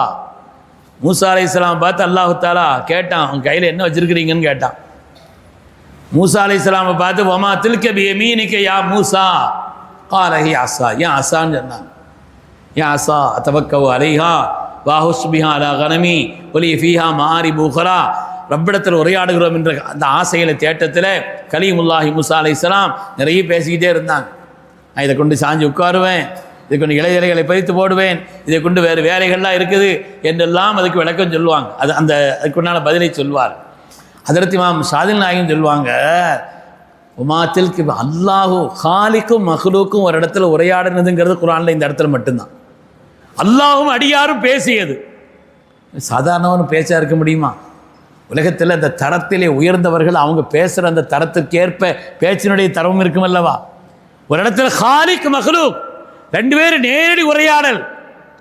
இப்போ அல்லாஹ் கேட்குறான், உன் கையில் என்ன இருக்குன்னு கேட்குறான். இவங்க என்னுடைய அசான்னு சொன்னாங்க. இதுதான் உரையாடலா? உரையாடலுடைய உச்சம் இதுதானா? ஒரு ஹாலிக் மஹ்லூக் இடத்தில் கேட்பதும் இவர்கள் இப்படி பதில் சொல்வதும் இதுதான் உச்சத்தினுடைய நிலையா? அல்லாஹ்வும் அடியானும் பேசக்கூடிய அந்த நிலையிலே இது அவ்வளோ உயர்ந்த இங்கே என்ன இருக்குதுன்னு கேட்டால் கம்புன்னு சொன்னாங்க. இதான் பேச்சு. இமாம் ஷாதில் நாயகம் சொல்லுவாங்க, அதை கம்புன்னு அர்த்தம் சொல்லக்கூடாது. உலகத்திலே மஹ்லூக்காத்துகளுடைய மனோநிலை எதுவோ அதைத்தான் மூசா அலைஹிஸ்ஸலாம் பிரதிபலித்திருக்கிறார். மஹ்லூக்காத்துகளுடைய மொத்த நிலை நம்ம என்ன சொல்கிறோம்? இதை கேட்டால் இது ஏன் வீடுங்கிறோம், ஏன் வாகனங்கிறோம், இது என்னுடைய சேர்த்து சொல்கிறோம் இல்லையா? அங்கே குடியிருக்கக்கூடிய பள்ளி சொல்லுது, அது ஏன் வீடுன்னு அது சொல்லிக்கிட்டு இருக்குது. ஒவ்வொன்றும் தன்னுடைய இதுங்குது. ஆனால் நாம் மாதிரி அசாயன துன்யாயன்னு அர்த்தம். இந்த அசாயன வெறும் அசான் அர்த்தம் அல்ல, பொதுவாக மக்லூகாத்துகளுடைய நிலை. மக்லூகாத்துகளை பொறுத்தவரையில் இது என்னன்னு கேட்டால் அசான்னா முடிஞ்சு போச்சு. ஆனால் அசான்னு சொல்லல, அசாயேன்னு சொன்னாங்க. இது மக்லூகாத்துகளுடைய மனோநிலையை காட்டுகிறது. இதை கொண்டு அது நடக்கும், இதை கொண்டு இப்படி ஆகும், இதை கொண்டு இப்படி நடக்கும் என்று மக்லூகாத்துகளுடைய இந்த மனோநிலையை போலவே தான் அல்லாஹ் சொன்னா. அப்படியா, கீழே போடுங்க, கீழே போடுங்க, என்ன ஆகுதுன்னு பாருங்க. கீழே போட்டாங்க, பாம்பாயிடுச்சு. நீங்க நினைச்சிட்டு இருந்தீங்க இதை கொண்டு இதாகும், அப்படி ஆகும், இப்படி ஆகும்னு. நீங்க இதை கொண்டு இப்படி எல்லாம் செய்யலாம், இதை கொண்டு இன்ன மாற்றங்களை உண்டாக்கலாம் என்று நினைக்கிறீர்கள். இதை கொண்டு இன்ன பயன்பாடுகள் எல்லாம் ரப்பு நாடினால் பயன் தரக்கூடிய, உபயோகமாகக்கூடிய அதே பொருளையே உங்களுக்கு இடையூறு அளிக்கக்கூடியதாக மாற்ற முடியும் அல்லாஹ்வே. எனவே மக்லூகாத்துகளுடைய நிலையை மூசா அலைஹிஸ்ஸலாம் பிரதிபலித்து காட்டினார்கள். அல்லாஹு தஆலா காலிகாக இருக்கக்கூடிய அல்லாஹ் தன்னுடைய நிலையை சொல்லி காண்பித்தான். எது பயன்பாடு என்றும் என்னுடையது என்று உரிமை கொண்டாடுகிறீர்கள், இன்னென்ன பயன்பாடு என்று சொல்கிறீர்கள், என்னென்ன பயன்பாடு என்று நீங்கள் சொல்கிறீர்களோ அந்த பயன்பாடுகளுக்கு மாற்றமாக உங்களுக்கு இடையூறாக கூட மாறலாம் என்பதைத்தான் அல்லாஹு தஆலா அங்கே உணர்த்தி காண்பித்தான் அந்த ஆயத்தின் வழியாக என்று இமாம் ஷாதி நாயகம் அவர்கள் அதற்குண்டான விளக்கத்தை நமக்கு சொல்லி காண்பிப்பார். அருமையானவர்களே, எனவே குர்ஆனுடைய விளக்கவுரை என்பது மகத்தானது. இன்று ஓதப்பட்ட இந்த பகுதியிலே கூட வந்தது, இன்ன மஅல் உஸ்ரி யுஸ்ரன் ஃபஇன்ன மஅல் உஸ்ரி யுஸ்ரா. வாழ்க்கையிலே சோதனைகளை, உலகம் சோதனை உலகம்தான். வீட்டுக்கு வீடு வாசப்படி, எல்லா வீட்லேயும் வாசப்படி இருக்க தான் செய்யும். படி அளவு என்ன வித்தியாசமாக இருக்கும். நல்லா இருக்கிறீங்களான்னு கேட்டால் எல்லோரும் என்ன சொல்ல, நல்லா இருக்கிறேன், ஆனால் ஒரு ஆனால் வரும் பின்னால். அந்த ஆனாலுக்கு பின்னால் பல சரித்திரங்கள் இருக்கும். அது அளவு கொஞ்சம் கூட இருக்கும், குறைய இருக்கும். ஆனால் இல்லாமல் யாரும் இருக்காது பெரும்பாலும். பெருமக்களே, இந்த உலகம் சோதனை உலகம்தான், சோதனை உலகம்தான். அதனால் தானே மனித புனிதராம் நமது உயிரினும் மேலான கண்மணி முஹம்மது ரசூலுல்லாஹி ஸல்லல்லாஹு அலைஹி வஸல்லம் தங்களுடைய வாழ்நாளிலேயே தாங்கள் பெற்றெடுத்த தங்களுடைய மக்களிலே 6 பேரை தங்களுக்கு முன்னால் அவர்கள் வஃபாத்தானதை பார்க்கவில்லையா? இதை விட என்ன சோதனை துன்யால ஒரு மனிதனுக்கு கொடுத்து விட இயலும்? நம்முடைய பிள்ளைகள், நாம் பெற்றெடுத்த மக்கள் நம் கண் முன்னால் அவர்கள் மரணமாகுவது என்பது நினைத்து பார்க்கக்கூடிய ஒரு சோதனையா? ஆனால் அல்லாஹு தஆலா சோதனையை கொடுத்து சோதிக்கிறான். சோதனையில் வெற்றி பெற்றால் பாத்தம்மஹுன் கால இன்னி ஜாயிலுக்கு லின்னாசி இமாமா. சோதனையில் வெற்றி பெறும் பொழுதுதான் அவர்களை இமாமாக அல்லாஹ் ஆக்குகிறார். சோதனையில் வெற்றி பெறும் பொழுதுதான் அல்லாஹு தஆலா அவர்களை உன்னதமான ஒரு நிலையில் ஆக்குகிறார். சோதனை கண்டு துவண்டு விடக்கூடாது வாழ்க்கையில். அதிலே ஒரு மூமினை பொறுத்தவரை பொதுவாக மூமின்கள் துவண்டு விட மாட்டார்கள். உலகத்தில் அதிகமாக தற்கொலை நடக்கிறது. தற்கொலை யார் செய்கிறாங்கன்னா முஸ்லீம்கள்கிட்ட பெரும்பாலும் இல்லை. எங்காவது ஒரு சதவீதம் இருக்குமே, அல்லாது பெரும்பாலான சதவீதம் நமக்கு அல்லாஹ் போதுமானவன் சொல்லிட்டு இருந்துருவோம். ஒரு காரியம் நடந்துச்சுன்னா அதனுடைய ரகசியத்தை, அதனுடைய நுட்பத்தை, அதனுடைய நன்மை தீமைகளை அல்லாஹ் அறிந்தவன். எதுக்காக இப்படி நடந்துச்சுன்னு தெரியல. பல நேரங்களில் நமக்கெல்லாம் அதிர்ச்சி தரக்கூடிய பல்வேறு விதமான நிகழ்வுகள் நடக்கிறது. அந்த நேரத்திலே அந்த சோதனைகளாக அல்லாஹ் குர்ஆனிலே கேட்கிறான், ஹஸிபன்னா ஸய்யித்ரகு அன் யகூலு ஆமன்னா வஹும் லா யுஃப்தனூன். ஆமன்னா என்று சொன்ன காரணத்தினாலே எந்த சோதனையும் வரக்கூடாது என்று நினைத்து கொண்டீர்களா? ஆமன்னா நாங்கள் ஈமான் கொண்டோம், நாங்கள் எல்லாம் முஸ்லிம்கள், மூமீன்கள், அல்லாஹ் ரசூலை நம்பியவர்கள் என்ற காரணத்தினாலே எந்த சோதனையும் வரக்கூடாதுன்னு நினைச்சுக்கிட்டீங்களா? சோதனை வரத்தான் செய்யும். சோதனையின் உலகம்தான் இது. லியப்லுவக்கும் அய்யுக்கும் அஹ்ஸனு அமலா. உங்களில் அஹ்ஸனான அமலை யார் செய்கிறார்கள் என்று பார்ப்பதற்காக, சோதிப்பதற்காக அல்லாஹு தஆலா இந்த துன்யாவை படைச்சதனுடைய நோக்கமே அதுதான் என்று சொல்கிறார். இந்த ஓதப்பட்ட ஆயத்திலே இன்னும் யார் சோதிக்கப்படுகிறார்களோ, ஏதாவது கஷ்டத்தில் இருக்கிறார்களோ, யார் சிரமத்தில் இருக்கிறார்களோ அவர்களுக்கு இந்த ஆயத் ஒரு சோபனம் என்று சொல்வார். அவர்களுக்கு இந்த ஆயத் ஒரு சோபனம். ஏதாவது சோதனை இருந்தால் பெருமக்களே அந்த நேரத்தில் இந்த ஆயத்தை நினைத்து பார்க்க வேண்டும் என்று சொல்வார். பொதுவாக நாம் அல்லாஹ்வின்பால் சாட்டி விடுவோம். இதனுடைய கைர் ரகசியங்களை எல்லாம் அல்லாஹ் அறிந்திருக்கிறான். அதனால் முஸ்லிம்களை பொறுத்தவரையிலே தற்கொலை என்பது தீர்வு அல்ல. அது செய்தாச்சுன்னா தீர்வாயிருமா? அது தீர்வல்ல. அந்த நேரத்தில் மனதை திடப்படுத்தி கொண்டு நிச்சயமா அல்லாஹ்வுடைய உதவி நமக்கு வரும் என்று நம்பக்கூடியவன் தான் சிறந்த முஸ்லிம் என்பதை பெருமக்கள் சொல்வார்.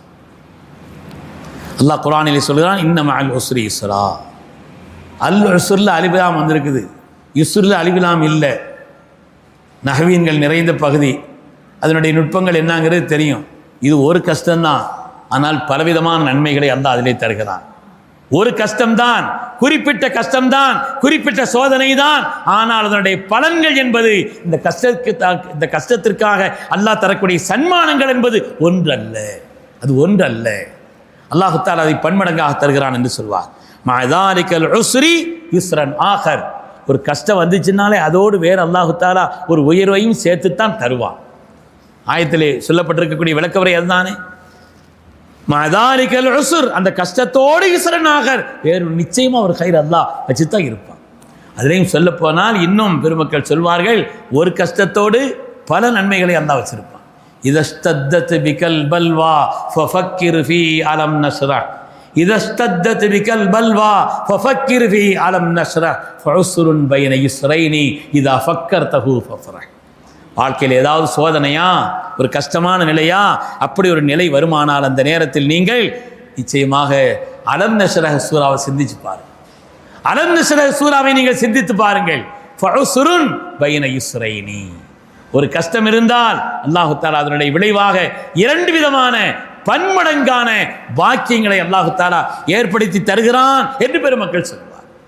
அதனாலே வாழ்க்கையில் ஏதாவது சோதனைகள் வருகின்ற நேரத்தில், வாழ்க்கையில் ஏதாவது சிரமங்கள் வருகின்ற நேரத்தில், அந்த சிரமங்களிலே நம்மை நாம் ஆழ்ந்து போய் அழுத்தி போய் விடாமல், அதற்கு பிறகு அல்லாஹ் தஆலா இந்த சோதனைக்கு பின்னால் நிச்சயமாக ஒரு நன்மையை அல்லாஹ் வைத்திருப்பான், ஒரு உயர்வை வைத்திருப்பான் என்று நம்புவதும், அந்த நன்மை என்பது ஒன்றல்ல பல நன்மைகள் இருக்கிறது என்பதையும் நமக்கு உணர்த்தி காட்டக்கூடியதாக இந்த ஆயத்தினுடைய தஃப்சீர் அமைந்திருக்கிறது என்று பெருமக்கள் சொல்வார்.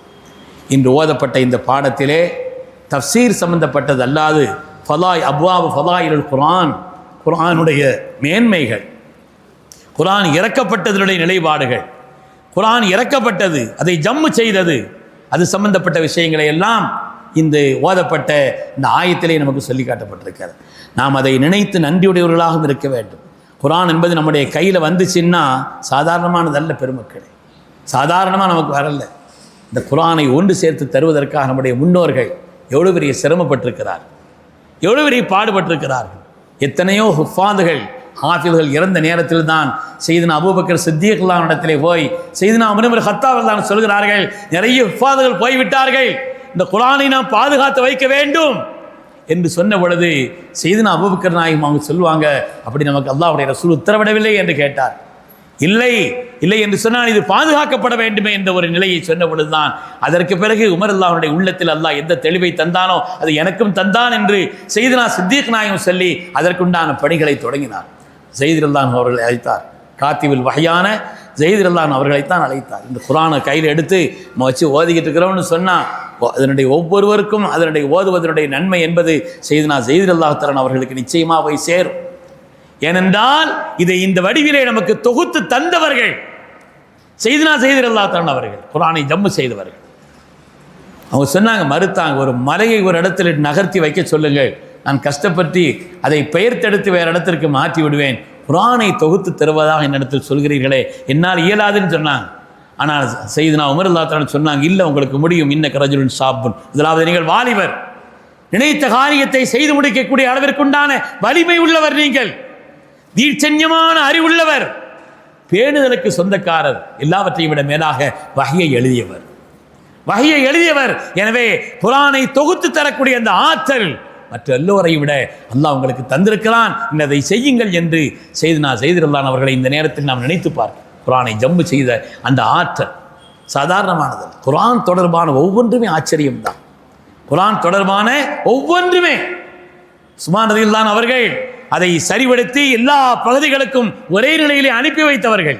ஜாமியுல் குர்ஆன் அவங்க உஸ்மான் ரலியல்லாஹு தஆலா அவங்க குர்ஆனோடு அவங்களுக்குள்ள தொடர்பு, ஒவ்வொரு சஹாபாக்களுக்கும் மேன்மக்களுக்கும் குர்ஆனோட தொடர்புங்கிறது சாதாரணமானதல்ல. இதில் சையதுனா உஸ்மான் இப்னு அஃபான் அவர்களை பார்த்து தானே ஸல்லல்லாஹு அலைஹி வஸல்லம் சொன்னார்கள், துக்குத்தலு வான்த மதுலும், அதற்கு உஸ்மான் அவர்களை தாங்கள் அநியாயமாக கொல்லப்படுவீர்கள், அநியாயமாக நீங்கள் கொல்லப்படுவீர்கள்.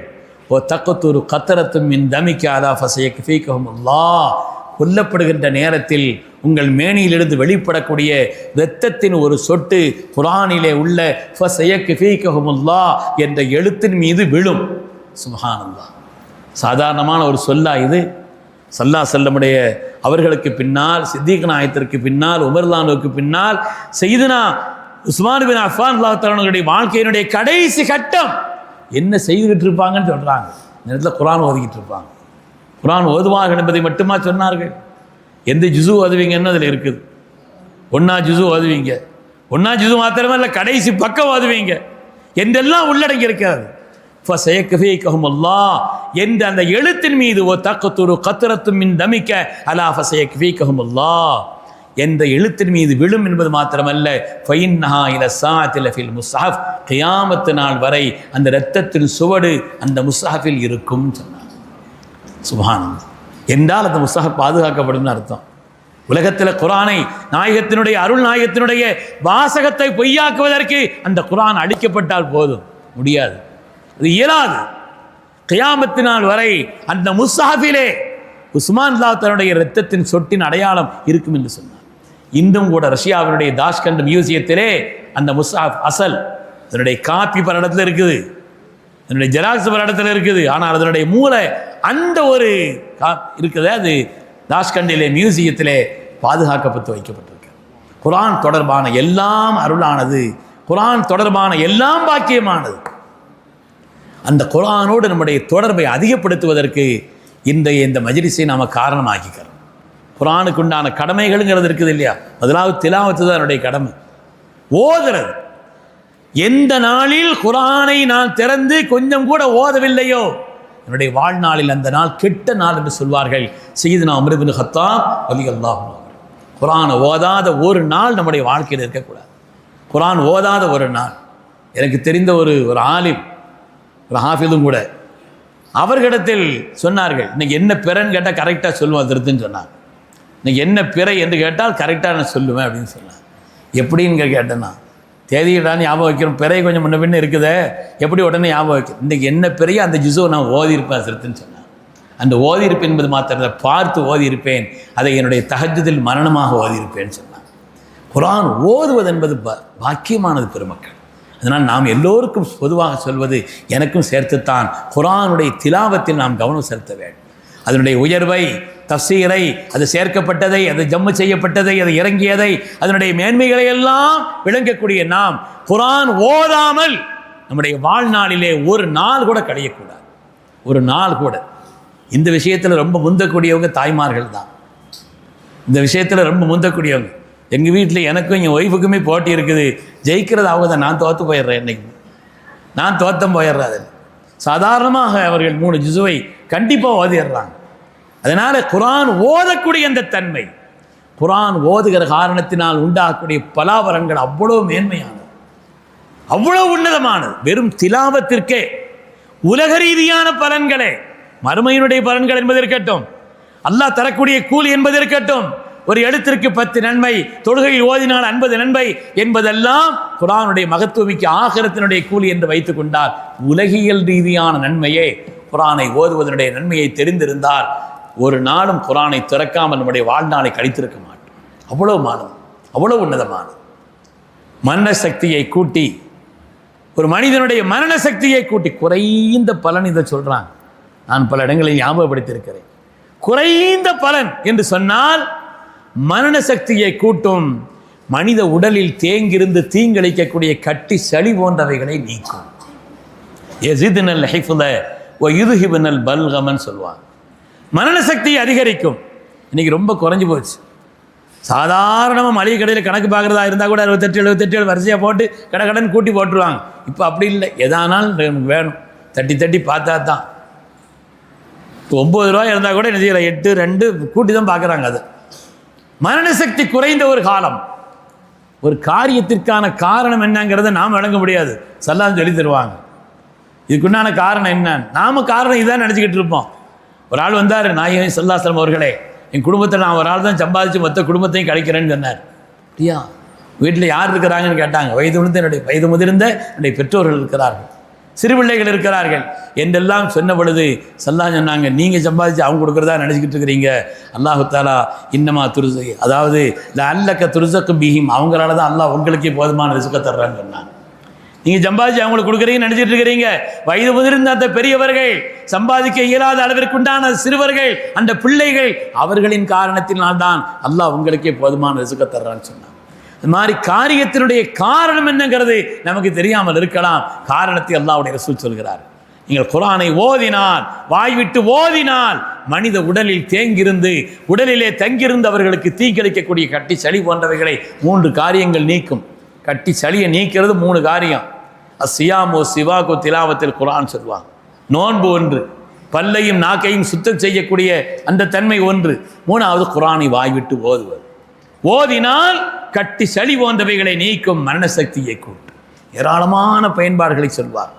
குர்ஆன் ஓதுவதனால் உள்ள பயன்பாடுகள் கொஞ்சம் நெஞ்சமல்ல, ஏராளமான பயன்பாடு. இன்றைய உலகத்திலே மனிதனுக்கு இடையூறு அளிக்கக்கூடியவைகள் என்று என்னென்ன இருக்கிறதோ, இன்னைக்கு எதையெல்லாமோ நினைச்சு பயப்படுறோம். இந்த சட்டங்கள் வருது, சிஐஏ வருது, என்ஆர்சி வருது, இப்படி செய்கிறாங்க அப்படி செய்கிறாங்க. எல்லா விதமான ஒரு நிலைப்பாடுகளுக்கும் காரணம் நாம தான். கமா தக்கூனூன கதாலிக்கை யுஅம்மரு அலைக்கும், நீங்கள் எப்படி இருக்கிறீர்களோ அப்படித்தான் உங்களுடைய ஆட்சியாளர்கள் சாட்டப்படுவார். கமா தக்கூனூன, அல்லாஹ்வுடைய ரசூலின் சத்திய வாக்கல்லவா அது. நாம் இதை நினச்சி பார்க்கணும். அதுக்காண்டி அதுக்கு எதிரான முயற்சி செய்யாமல் இருக்கணுங்கிறது அல்ல, அது வேறு. ஆனால் காரணம் இதுன்னு சொன்னாங்க ஸல்லல்லாஹு அலைஹி வஸல்லம். காரணம் வெளியில் இல்லை, வெளியில் இல்லை. கமா தக்கூனூன கதாலிக்கை யுஅம்மரு அலைக்கும், நீங்கள் எப்படி இருக்கிறீர்களோ அதை கொண்டு தான் உங்களுடைய ஆட்சியாளர்களுக்கு சாட்டப்படுவார்கள். இன்னைக்கு குர்ஆனை ஓதுவதை, அதை விளங்குவதை, அதனுடைய வழி நடப்பதை, அது மாதிரி ஸல்லல்லாஹு அலைஹி வஸல்லம் கண்ணியத்தை, அவருடைய மஹப்பத்தை, அவர்களுடைய மேலான வழி நடப்பதை உம்மத்து தவறவிட்டதனுடைய விளைவுதான் எல்லா சோதனைகள். எல்லா சோதனைகள். குர்ஆன் ஷரீஃபில் இந்த ஓதப்பட்ட இந்த ஆயத்தில் தப்பத் யதா அபீ லஹபின் வ தப், அந்த ஆயத்து இறங்கிச்சு இல்லையா? தப்பத் யதா அபீ லஹபி வ, அந்த நேரத்தில் ஸல்லல்லாஹு அலைஹி வஸல்லம் அவர்கள் இந்த ஆயத்து இறங்கின உடனே அல்லாஹ்வுடைய ரசூல் அவர்கள் அவங்க எல்லாத்தையும் ஒன்று சேர்த்தாங்க. எல்லாரையும் ஒன்று சேர்த்தாங்க. கேட்குறாங்க, அரைத்து மின் அக்பர்த்துக்கும் அன்ன ஹைரன் தஹ்ருஜ் மின் ஸஃபஹி ஹாதல் ஜபல் அகுன்து முஸத்திகி, பின்னாலிருந்து ஒரு படை, ஒரு பட்டாளம் உங்களை தாக்குவதற்கு வருகிறது என்று சொன்னால் நம்புவீர்களான்னு கேட்டாங்க.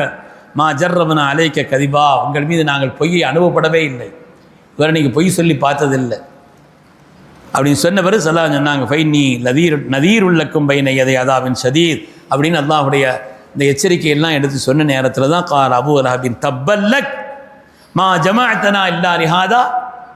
அந்த நேரத்தில் எல்லாரும் அமைதியாக இருந்த நேரத்தில் ஸல்லல்லாஹு அலைஹி வஸல்லம் அந்த வார்த்தை அவர்களுடைய உள்ளத்தில் படிந்திருக்கும், ஆழமாக பதிந்திருக்கும், பெரிய மாற்றங்கள் ஏற்பட்டிருக்கும். அதில் குழப்பத்தை உண்டாக்கணும் இந்த அபூ லஹப் தான். அவன் தான் அதை சேட்டையை துவக்கி வச்சான். குர்ஆன் ஷரீஃப் இறங்கிய நேரத்தில் 3 பேர் தான் குர்ஆனில் வந்திருக்குது. ஸல்லல்லாஹு அலைஹி வஸல்லம் பேர், சஹாபிகளில் செய்தனா செய்தல்தானுடைய பேர், அது மாதிரி விரோதிகளிலே இந்த அபூ லஹபினுடைய பெயர் தான். ஏனென்றால் இவன் செய்த அந்த துரோகம், இவன் செய்த அந்த கொடுமை, இவன் செய்த அந்த காரியங்களுடைய தீமைகளுடைய தொடக்கம் அது தொடங்கி வச்சவன் இவன் தான். மக்களிடத்திலே போய் அல்லாஹ்வுடைய ரசூலின் உன்னதமான அந்த நூறானியத்தை சேர்றதை போய் தடை செய்தவன், தொடங்கி வைத்தவன் இவன் தான். இவன் இப்படி சொன்ன உடனே தப்பல்லக் மா ஜமாஅத்தனா இல்லா லிஹாதான் அல்லாஹ் ஆயத்தை இறக்கிட்டான். தப்பத் யதா அபீ லஹபின் வ தப், இந்த ஆயத்தை இறங்கிச்சு. இந்த ஆயத்து அவனையும் அவனுடைய மனைவியும் கண்டித்து ஆயத்து இறங்கிச்சு. மனைவி பேர் அருவா, 2 பேரையும் கண்டித்து ஆயத்து இறங்கிச்சு. அப்படி ஆயத்து வந்த உடனே அவனுடைய மனைவி அருவா, உம்மு ஜமீல் அவருடைய பட்ட பேர். குர்ஆன் ஷரீஃப் ஹம்மாலத்துல் ஹத்தப் என்று சொல்லும், பிறகுகளை சுமந்து நடப்பவள் என்று. அவள் கடுமையான கோபத்தோடு நம்மை குறித்தும் நம்முடைய கணவர் அபூ லஹபை குறித்தும் இப்படி ஆயத்து வந்துருச்சுன்னு சொல்லி ஒரு பெரிய பாறாங்கல் கல்லை தூக்க முடியாத அளவிற்குண்டான ஒரு கல்லை தூக்கி கொண்டு நேராக ஸல்லல்லாஹு அலைஹி வஸல்லம் நோக்கி வருகிறார். ஒரு இடத்துல ஸல்லல்லாஹு அலைஹி வஸல்லம் அவர்கள் சித்திக் நாயகம் பேசிக்கிட்டு இருக்கிறாங்க. அந்த திக்கை நோக்கி வருகிறாள்.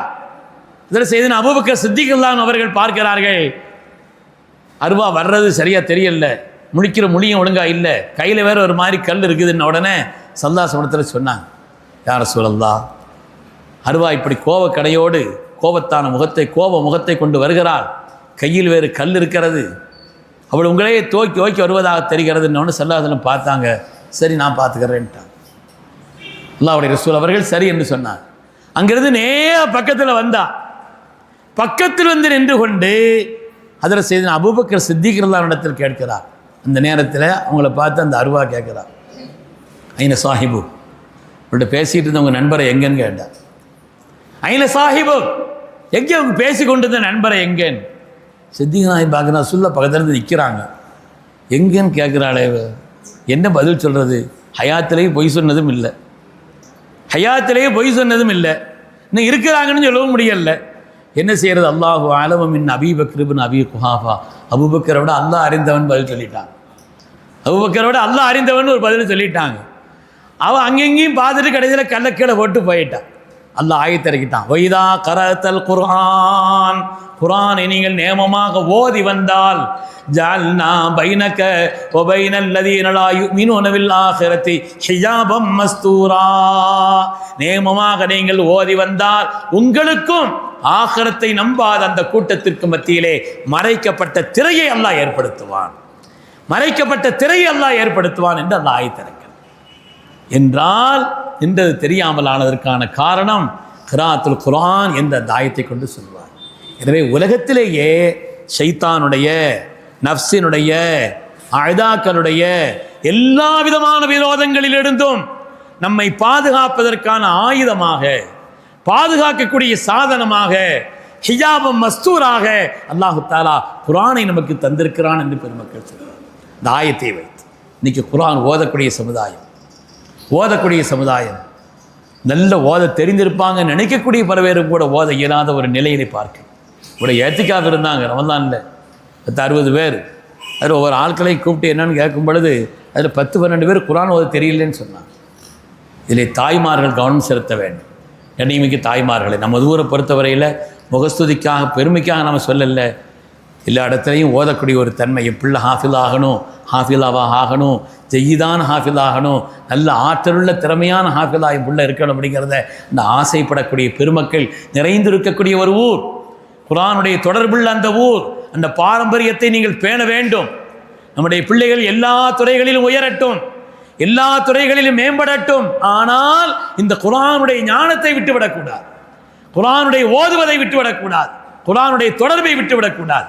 அதுதான் இந்த உம்மத்தினுடைய சொத்து. அல் குர்ஆன் ஹப்லுல்லாஹில் மதீன், மன் கால பிஹி ஸதக வ மன் அமில பிஹி ரஷத வ மன் இஅ்தஸம பிஹி ஃபகத் ஹதா இலா ஸிராத் முஸ்தகீம் என்று சொல்வார்கள் செய்தனா அலி இப்னு அபீ தாலிப் ரலியல்லாஹு அன்ஹு அவர்கள். வலுவான கயிறு, வான் மண்டலத்திற்கும் பூமிக்கும் கியாமத்து நாள் வரை உள்ள ஒரு ஆழமான நெருக்கமான நிரந்தரமான தொடர்பு குர்ஆன் தான். அதனுடைய சொற்கள் எல்லாம் சத்தியமானது.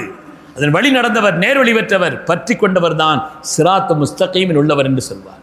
அதனாலே குர்ஆனுடைய ஒரு தொடர்பை, குர்ஆன் ஓதக்கூடிய அந்த தன்மையை நம்மிடத்தில் உண்டாக்குவேன். கொஞ்ச நேரமாவது வீட்டில் குர்ஆன் எடுத்து ஓதக்கூடிய அந்த பழக்கத்தையும் வைத்துக்கொள்ள வேண்டும் என்று நான் கேட்டுக்கொள்கிறேன். அருமையானவர்களே, நிறைய வேலை, ஜமாத்துல்மா சம்பந்தப்பட்ட நிறைய பணிகள் தான். ஆனாலும் புகாரி ஷரீஃபில் பேசுவது ஒரு பரக்கத்தாக என்றுமே நான் கருதக்கூடியவன். அதனாலே கண்டிப்பாக நிறைவு செய்கிறேன். நாளை ஒரு பெரிய பாக்கியமாகவும் இங்கே வந்து நான் இந்த மஜ்லிஸிலே கலந்து கொண்டு பேசுவதை ஒரு பெரிய வாய்ப்பாகவும், சில வருஷங்களில் வர முடியாமல் ஆயிடுச்சு, அதை நினைத்து நான் பல நேரங்களில் சங்கடப்பட்டிருக்கிறேன். ஆனாலும் கூட நிர்பந்தமான ஒரு நிலையின் அடிப்படையிலே இங்கே கண்டிப்பாக வந்தே தீர வேண்டும் என்பதனால்தான் அடுத்தமாக நான் இங்கே வந்தேன். அருமையான பெருமக்களே, அல்லாஹ்வுடைய கருணையினாலே இங்கே வரக்கூடிய பெருமக்களிடத்துலையும் கேட்குறேன், பின்னால் நிறைய பேர் வர்றீங்க, முன்னால் ஆட்கள் கம்மியாக இருக்குது. ஓத ஆரம்பிக்கும் போதே வரணும். மஜ்லிஸினுடைய ஆரம்பத்திலேயும் நீங்கள் வந்து, இந்த மஜ்லிஸினுடைய கண்ணியம் அது. ஏன்னா ஒரு இடத்துல உட்கார்றதுங்கிறது இருக்குதே சாதாரணமானதல்ல. ஓதுவதை கேட்டு உட்காருவதும் கூட பாக்கியம். ஓதுவதை இங்கே ஹதீஸ் ஷரீஃப் ஓதிக்கிட்டு இருக்கிறாங்க, அதை ஓதுவதை கேட்பதும் கூட பாக்கியம் தானே. எப்படி குர்ஆன் ஓதுவதை கேட்பது பாக்கியமானது, இது மாதிரி ஹதீஸ் இது வந்து கைருமத்துலுவான குர்ஆன் நமக்கு அது வந்து ஓதப்பட்டது, இது ஓதப்படாமல் வாழ்க்கையாக உள்ள ஒரு குர்ஆன் அல்லவா. எனவே இதை ஓதுவதை கேட்பதும் ஆரம்பத்திலே மஜ்லிஸுக்கு வந்து இந்த ஒரு நேரத்தை இதில் கழிப்பதை பாக்கியமாக நீங்கள் கருதி கொள்ள வேண்டும். ஏனென்று சொன்னால் குர்ஆனுடைய அந்த மகத்துவம் என்பது சாதாரணமானதல்ல, அதை சொல்லி மாளாது. அதனுடைய மகத்துவம் என்பது எல்லா நிலையிலும் மேலானது. ஓதுவதற்கு, பார்ப்பதற்கு, உலகத்திலேயே பார்த்தாலே நன்மை தரக்கூடிய காரியம் உண்டல்லவா. பார்த்தாலே ஒன்றும் செய்ய வேண்டியதில்லை, பார்த்தாலே நன்மை தரக்கூடியது. கஅபாவை பார்த்தாலே நன்மை. நான் ஹஜ்ஜுக்கு போயிருந்த நேரடி உஸ்தாமார்களுக்கு போல கடிதம் எழுதினேன். நான் ஹஜ்ஜுக்கு முதலாக செல்கிறேன். 1994 கடிதம் எழுதி, நான் என்ன செய்யணும், அங்கே போய் நடந்து கொள்ளணும், உங்களிடத்தில் மண்டியிட்டு படித்தவன், எனக்கு நீங்கள் வழிகாட்டுங்கள் என்று சொன்ன நேரத்தில் ஒவ்வொரு உஸ்தாமார்கள் ஒன்றை சொன்னார்கள். அதில் என்னுடைய ஆசிரியர் பிறந்தகல்லாமா கமார்தீன் ரத்னம் பரலாம் மர்கது அதில் சொன்னாங்க, உனக்கு மற்ற அமல்களை செய்ய முடியுதோ இல்லையோ, ஹரமில் உட்காந்து நீ அதை பார்த்துக்கிட்டு இருப்பான்னு சொன்னாங்க. கஅபா பார்த்து கொண்டே இரு. ஏனென்றால் அந்த இடத்திலே 120 ரஹ்மத் இறங்குகிறது. சித்துவனலை தாய்வீன் அர்பஊனலில் முஸல்லீன் வைஸ்ரூனலில் ஆதரீன். பார்ப்பவர்களுக்கு 20 ரஹ்மத். பார்த்தாலே நன்மை. பெற்றோர்களை கருணை கண் கொண்டு பார்த்தாலே நன்மை. குர்ஆனை பார்த்தாலே நன்மை. குர்ஆனை பார்த்தாலே நன்மை தரக்கூடியது என்று சொல்லும் பொழுது பெருமக்களே, அது விஷயத்தில் நாம் கவனம் செலுத்த வேண்டும். இந்த குர்ஆன் உலகத்தில் நிலைப்படுத்தப்பட்டிருக்கிறது, பாதுகாக்கப்பட்டிருக்கிறது. இந்த உம்மத்தினுடைய சொத்து கியாமத்து நாள் வரை நின்றடங்கக்கூடிய பேர் அற்புதம். இன்று மூசா அலைஹிஸ்ஸலாமுடைய அசா துன்யாவில் இல்லை, சாலி அலைஹிஸ்ஸலாமுடைய ஒட்டகை துன்யாவில் இல்லை. ஒவ்வொரு அற்புதங்களும் உலகத்தில் வந்த அற்புதங்கள் இல்லை. ஆனால் குர்ஆன் நம்மிடத்தில் நிலைத்திருக்கிறது. தாமத்தில் அதைனா ஃபஃபாகத் குல்ல முஅஜிஸத்தின் மினன் நபியீன இஸ் ஜாஅத் வலம் ததுமி. ஆஷிக் ரசூல் அல்லாமா முஹம்மது இமாம் பூஸ்ரி ரஹ்மத்துல்லாஹி அலைஹி அவர்கள், முஹம்மது ஷரஃபுத்தீன் பூஸ்ரி ரஹ்மத்துல்லாஹி அலைஹி சொல்வார்கள், தாமத்தில் அதைனா, கியாமத்து நாள் வரை நம்மிடத்தில் நின்றடங்கக்கூடிய பேர் அற்புதம் இது. ஒரு எழுத்தையும் ஒரு புள்ளியையும் கூட மாற்ற இயலாத அளவிற்குண்டான அற்புதம். இதை விட எந்த அற்புதம் உலகத்தில் வேண்டும்? அவலம் யக்ஃபிஹிம் அன்னா அன்ஸல்னா அலைக்கல் கிதாப யத்லூ அலைஹிம். இது போதாதான் அல்லாஹ் கேட்கிறான். அவலம் யக்ஃபிஹிம், உங்களுக்கு போதாதா? அன்னா அன்ஸல்னா அலைக்கல் கிதாப், வேதத்தை நாம் இறக்கி தந்த இந்த அற்புதம், ஓதப்படக்கூடிய இந்த வேதத்தை நாம் இறக்கி தந்த இந்த அற்புதம் அவர்களுக்கு போதுமானது இல்லையா என்று அல்லாஹ் கேட்கக்கூடிய அளவிற்குண்டான மகத்துவமான ஒரு அற்புதம். எனவே இந்த குர்ஆனுடைய தொடர்பில் நம்மை ஆக்குவது, குர்ஆன் ஓதுவது, குர்ஆன் ஓத கேட்பது, குர்ஆன் தொடர்பான எந்த காரியமுமே மகத்துவம் மிக்கது என்பதிலே எந்த விதமான சந்தேகம் இல்லை. அருமையான பெருமக்களே, அப்படிப்பட்ட குர்ஆன் அருள் மிக்கது என்பதோடு குர்ஆனுடைய தஃப்சீரும் குர்ஆன் பாதுகாக்கப்பட்டதை போல நான் ஆரம்பத்தில் சொல்லியது போல் குர்ஆனுடைய தஃப்சீரும் பாதுகாக்கப்பட்டிருக்கிறது. எனவே அந்த தஃப்சீர்களையும் பெருமக்கள் சொல்லக்கூடிய சொல்லி தந்திருக்கக்கூடிய அந்த உன்னதமான கருத்துக்களை கொண்ட இந்த தஃப்சீர்களையும் நம்முடைய வாழ்க்கையிலே விளங்க வேண்டும். அது சம்பந்தப்பட்ட விஷயங்களை புரிவதிலே நம்முடைய கவனத்தையும் ஆக்கிக்கொள்ள வேண்டும். அல்லாஹு சுப்ஹானஹு வ தஆலா அப்படிப்பட்ட உன்னதமான குர்ஆனை கண்ணியப்படுத்திய மகான்களிலே நன்மக்களில் அல்லாஹ் எல்லோரையும் கபூல் செய்தருள்வானாக. குர்ஆன் தொடர்பான பரக்காத்துகள் என்னென்ன உண்டோ எல்லா விதமான பரக்காத்துகளையும் நிறைவாக பெற்றுக்கொண்ட நன்மக்களில் அல்லாஹ் நம்மை ஆக்கிரல் புரிவானாக. அல்லாஹு தஆலா இந்த குர்ஆனுடைய மகத்துவத்தை கொண்டு, ஹதீஸுடைய மகத்துவத்தை கொண்டு வாழ்க்கையில் எல்லா விதமான சோதனைகளிலிருந்தும் அல்லாஹ் நம்மை பாதுகாப்பானார். நோய் நொடிகளிலிருந்தும் அல்லாஹ் பாதுகாப்பானார். வறுமையிலிருந்தும் அல்லாஹ் பாதுகாப்பானார். கெட்ட மரணங்களிலிருந்தும் அல்லாஹ் பாதுகாப்பானார். விபத்துகளிலிருந்தும் அல்லாஹ் பாதுகாப்பானார். ரப்பை மறந்த ஒரு வாழ்க்கை வாழ்வதை விட்டும் அல்லாஹ் பாதுகாப்பானார். அல்லாஹை இபாதத் செய்வதிலே, அவனை திக்ர் செய்வதில் அல்லாஹ் நமக்கு இன்பத்தை தருவானாக. அதிகம் அதிகம் ஸலவாத் ஓதக்கூடிய உயர்ந்த நசீபை அல்லாஹ் தந்தருள் புரிவானாக. பாவங்களின் மீது அல்லாஹ் வெறுப்பை தந்தருள்வானாக. அதை விட்டு விலகி வாழக்கூடிய மகத்துவமான, அதை விட்டு விலகி வாழக்கூடிய மகத்துவமான நன்மனிதர்களில் அல்லாஹ் நம் எல்லோரையும் கபூல் செய்தருள்வானாக. அருளும் பரக்கத்தும் நிறைந்த புனிதமான இந்த ரஜபுடைய மாதத்தில் அல்லாஹ் தன்னுடைய பரக்காத்துகளை நம்முடைய வாழ்வின் எல்லா நிலைகளிலும் அல்லாஹ் ஆக்கி அருள்வானாக. நம் தொடர்புள்ள ஒவ்வொரு காரியத்திலேயும் நம்முடைய வாழ்நாளில் அல்லாஹ் பரக்கச் செய்வானாக. நம்முடைய ரிசுக்கில் அல்லாஹ் பரக்கச் செய்வானாக. நம்முடைய வீடுகளில் அல்லாஹ் பரக்கச் செய்வானாக. நம்முடைய குடும்பத்தில் அல்லாஹ் பரக்கச் செய்வானாக. நம்முடைய மக்களில் அல்லாஹ் பரக்கச் செய்வானாக. நமக்கு தந்திருக்கக்கூடிய எல்லா நன்மையான உயர்ந்த காரியங்களிலேயும் அல்லாஹ் தன்னுடைய பரக்காத்துகளை அல்லாஹ் இணைத்து வைத்தருள்வானாக.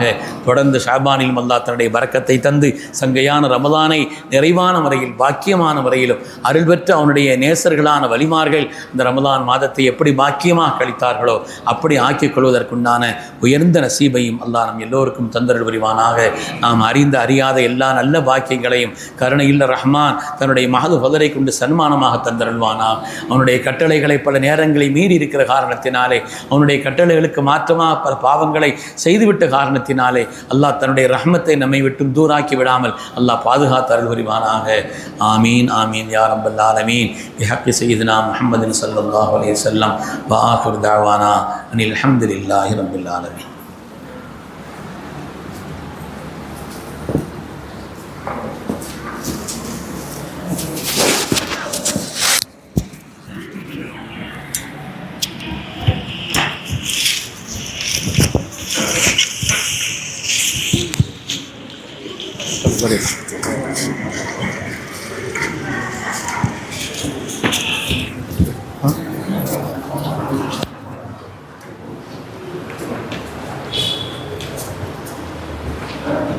அஸ்ஸலாமு அலைக்கும் வரஹ்மத்துல்லாஹி வபரகாத்துஹு.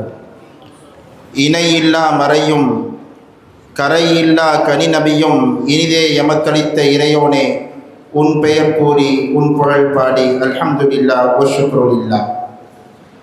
இறையருளாய் இவ்வவனியில் உதித்து இறைமறை குர்ஆனை எமக்களித்து நேர்வழி காட்டிய நன்னபி நாதர் முஹம்மது முஸ்தபா ஸல்லல்லாஹு அலைஹி வஸல்லம் அவர்களின் நன்மொழிகளாம் அல் ஜாமியு ஸஹீஹுல் புகாரி கிரந்தமதை மனமகிழ்வுடன் அகம் குளிர ஓதிடும் ஆன்மீக மாமன்றம் புனித மஜ்லிஸுல் புகாரி ஷரீஃப் சபையின் 99ஆம் ஆண்டின் 20ஆம் தினமான இன்று ஓதப்பட்ட நபிமா மணிமொழிகளுக்கு விளக்க உரையினை தமிழ் மாநில ஜமாஅத்துல் உலமா சபையின் தலைவரும் மேலப்பாளையம் உஸ்மானியா அரபிக் கல்லூரியின் பேராசிரியருமான கண்ணியத்திற்குரிய மௌலானா மௌலவி அல்ஹாஜ் அல் ஹாஃபில் PA ஹாஜா மொயினுத்தீன் ஆலிம் பார்த்தவி அவர்களால் வழங்கப்பட்டு இறையருள் சூழ இனிதே நிறைவு பெறும் தருவாயில் அமைந்துள்ளது. அல்ஹம்துலில்லாஹ். அல்லாஹின் மஜ்லிஸை கபூல் செய்து கொள்வானாக. இந்த மஜ்லிஸின் பொருட்டினால் நமது இல்லங்களிலும் உள்ளங்களிலும் தேங்கியிருக்கும் ஹலாலான ஹாஜாத்துகளை நிறைவேற்றி தருவானாக. ஆமீன். கண்ணியத்திற்குரிய பெருமக்களே, நமது அண்டை நாடான இலங்கையில் சில நாட்களுக்கு முன்னால் ஏற்பட்ட மழையின் காரணத்தினால் ஏற்பட்ட பாதிப்புகளை நாம் அறிவோம். நமக்கும் அவர்களுக்கும் மிகப்பெரிய நெருக்கமும் தொடர்பும் உண்டு என்பதையும், அவர்களுக்கு உதவி செய்வது நம்முடைய பொறுப்பு என்பதையும் அறிந்து நாம் அவர்களுக்கு உதவி செய்யும் பொருட்டு நேற்று அறிவிக்கப்பட்டதன்படி இன்றும் நாளையும் நமது மஜ்லிஸில் வசூல் செய்யப்படக்கூடிய பணத்தை இலங்கை மக்களின் நல்வாழ்விற்காக அனுப்ப இருக்கிறோம் என்பதை தெரிவித்துக் கொள்கிறோம். எனவே வாலியேந்தி வருகிறார்கள். தாராளமான உதவிகளை செய்து அல்லாஹ்வின் அருளையும் அண்ணல் நபி ஸல்லல்லாஹு அலைஹி வஸல்லம் அவர்களின் நல்லாசியும் பெற்றேறுமாறு வேண்டிக் கொள்கிறோம். இன்ஷா அல்லாஹ் இன்றும் நாளையும் அவர்களுக்கான வசூல் நடைபெறும் என்பதையும் உங்களின் மேலான கவனத்திற்கு அறிய தருகிறோம். இன்ஷா அல்லாஹ் நாளை ரஜபு பிறை 21 நாளை ஓதப்படும் நபிமா மணிமொழிகளுக்கு விளக்க உரையினை மஹதரத்துல் காதிரியா அரபிக் கல்லூரியின் முதல்வர் கண்ணியத்திற்குரிய மௌலவி அல்ஹாஜ் அல் ஹாஃபில் சையீத் அப்துல் ரஹ்மான் ஆலிம் பாக்கவி ஃபாதில் அஹ்சனி அவர்கள் உரை நிகழ்த்த உள்ளார்கள். எனவே பொதுமக்கள் பெருமக்கள் அனைவரும் குறித்த நேரத்திற்கு வருகை தந்து அல்லாஹ்வின் அருளையும் அண்ணல் நபி ஸல்லல்லாஹு அலைஹி வஸல்லம் அவர்களின் நல்லாசியும் பெற்றேக உங்களை அன்புடன் வேண்டிக் கொள்கிறோம். இன்றைய தின செலவினை மர்ஹூம் மாவண்ணா சேனா புகாரி அவர்கள் நமது மஜ்லிஸின் நிர்வாகிகளாகவும் மஜ்லிஸின் மூத்த உலமாக்களாகவும் திகழ்ந்த அல்லாமா அல்ஹாஜ் அல் ஹாஃபில் சாவண்ணா ஷாஹுல் ஹமீத் ஆலி முஃப்தி அவர்கள், அல்லாமா அல்ஹாஜ் நஹ்வி ஐயல் சயீத் அஹ்மது முத்துவாப்பா ஆலிம் ஃபாசி அவர்களின் குடும்பத்தார்கள் இன்றைய செலவினை ஏற்றுள்ளார்கள். அன்னவர்களின் குடும்பத்தின் ஹக்கில் துஆ செய்வதோடு அன்னவர்களின் குடும்பத்தில் மர்ஹூமாக்களின் பெயரில் யாசின் ஹத்தம் ஓதி ஈசா சவாப் செய்யுமாறும் வேண்டிக் கொள்கிறோம். நமது துஆ தினத்திற்கு அடுத்த தினம் விநியோகிக்கக்கூடிய நேர்ச்சைக்கான பங்காக ஒரு பங்கிற்கு 4000, அரை பங்கிற்கு 2000 என்று நிர்வாகம் நிர்ணயித்துள்ளார்கள். அதிலும் உங்களுடைய பங்களிப்புகளை தாராளமாக செய்து இறையருளை பெற்றுக்கொள்ள அன்போடு வேண்டிக் கொள்கிறோம். அஸ்ஸலாமு அலைக்கும் வரஹ்மத்துல்லாஹி வபரகாத்துஹு.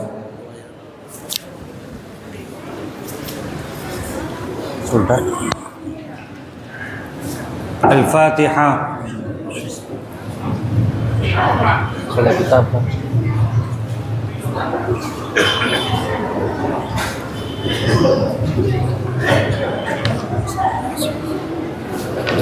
صراط مستقيم تنزل.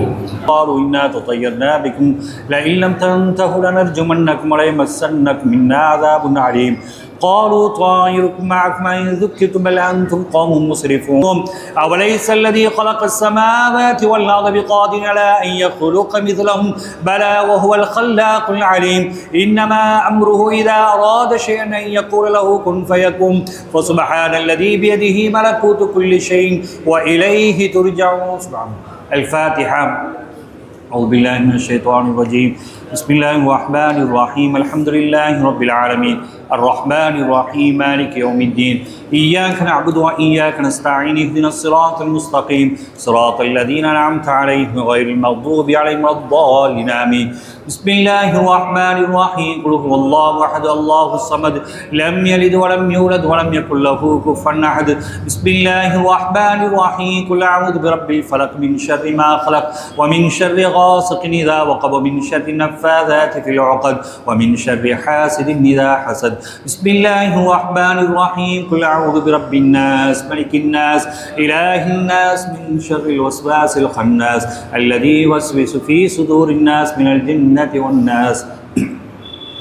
آمين. الحمد لله رب العالمين حمدا يوافي نعما ويكافي مزيدا واعف عنا يا كريم يا رحيم يا الله.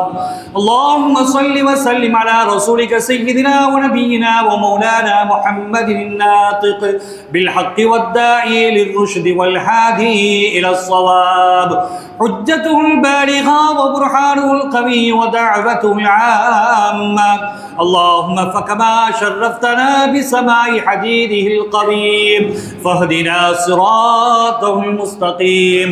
اللهم إنا قرأناه وسمعناه مقرين بالعجز عن الإحاطة بمعناه.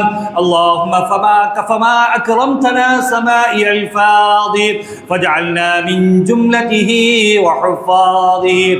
اللهم قرب إلى أفهامنا بعيد معاني ووفقنا للعمل بمقتضى ما ورد من الأحكام فيه وامتثال أوامره واجتناب نواهيه. اللهم إنا بك وبما جاء به هذا النبي مؤمنون وبما أخبرنا به من الغيب والوعد والوعيد مصدقون، فثبت اللهم بحرمة ذلك الإيمان والتصديق في قلوبنا واغفر ببركته جميع ذنوبنا. اللهم أوصل مثل ذباب ما قرأنا من كلامك العزيز.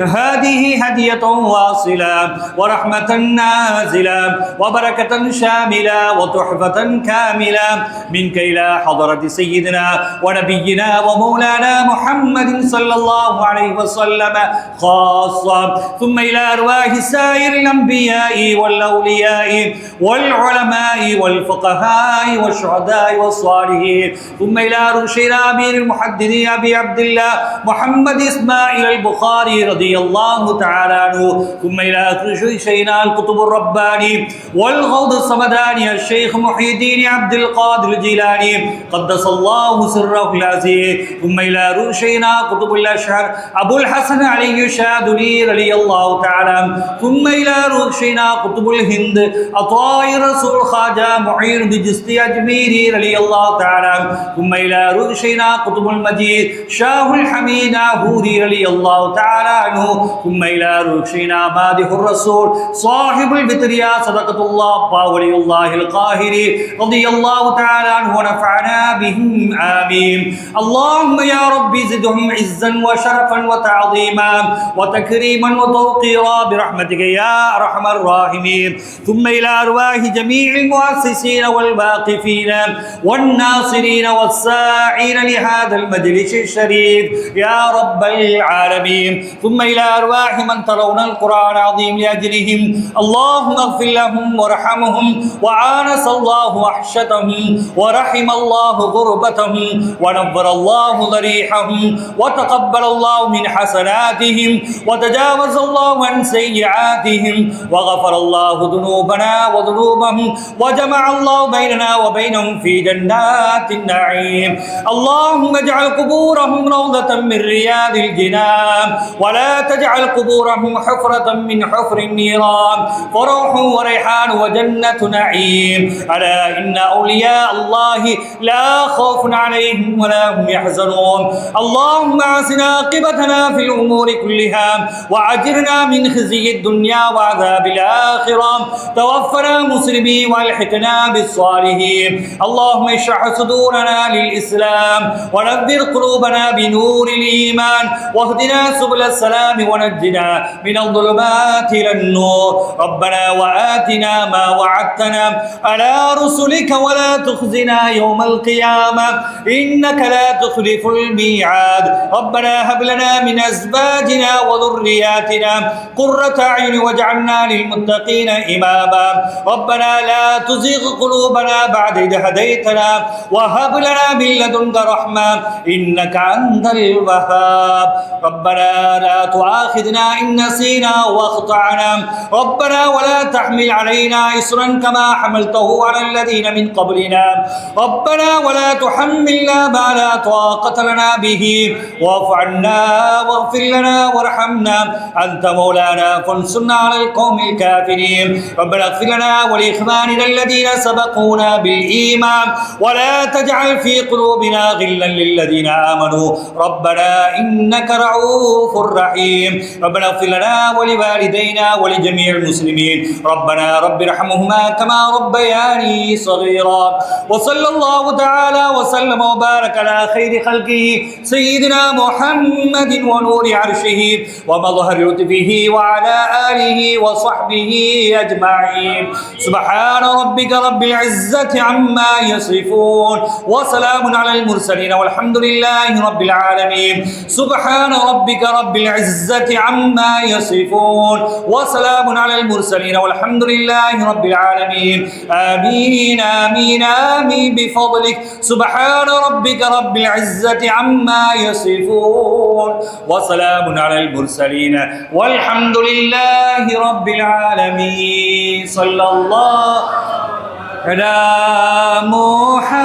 محمد صلى الله عليه وسلم صلى الله على محمد صلى الله عليه وسلم صلى الله على محمد يا ربي صل عليه وسلم اللهم صل وسلم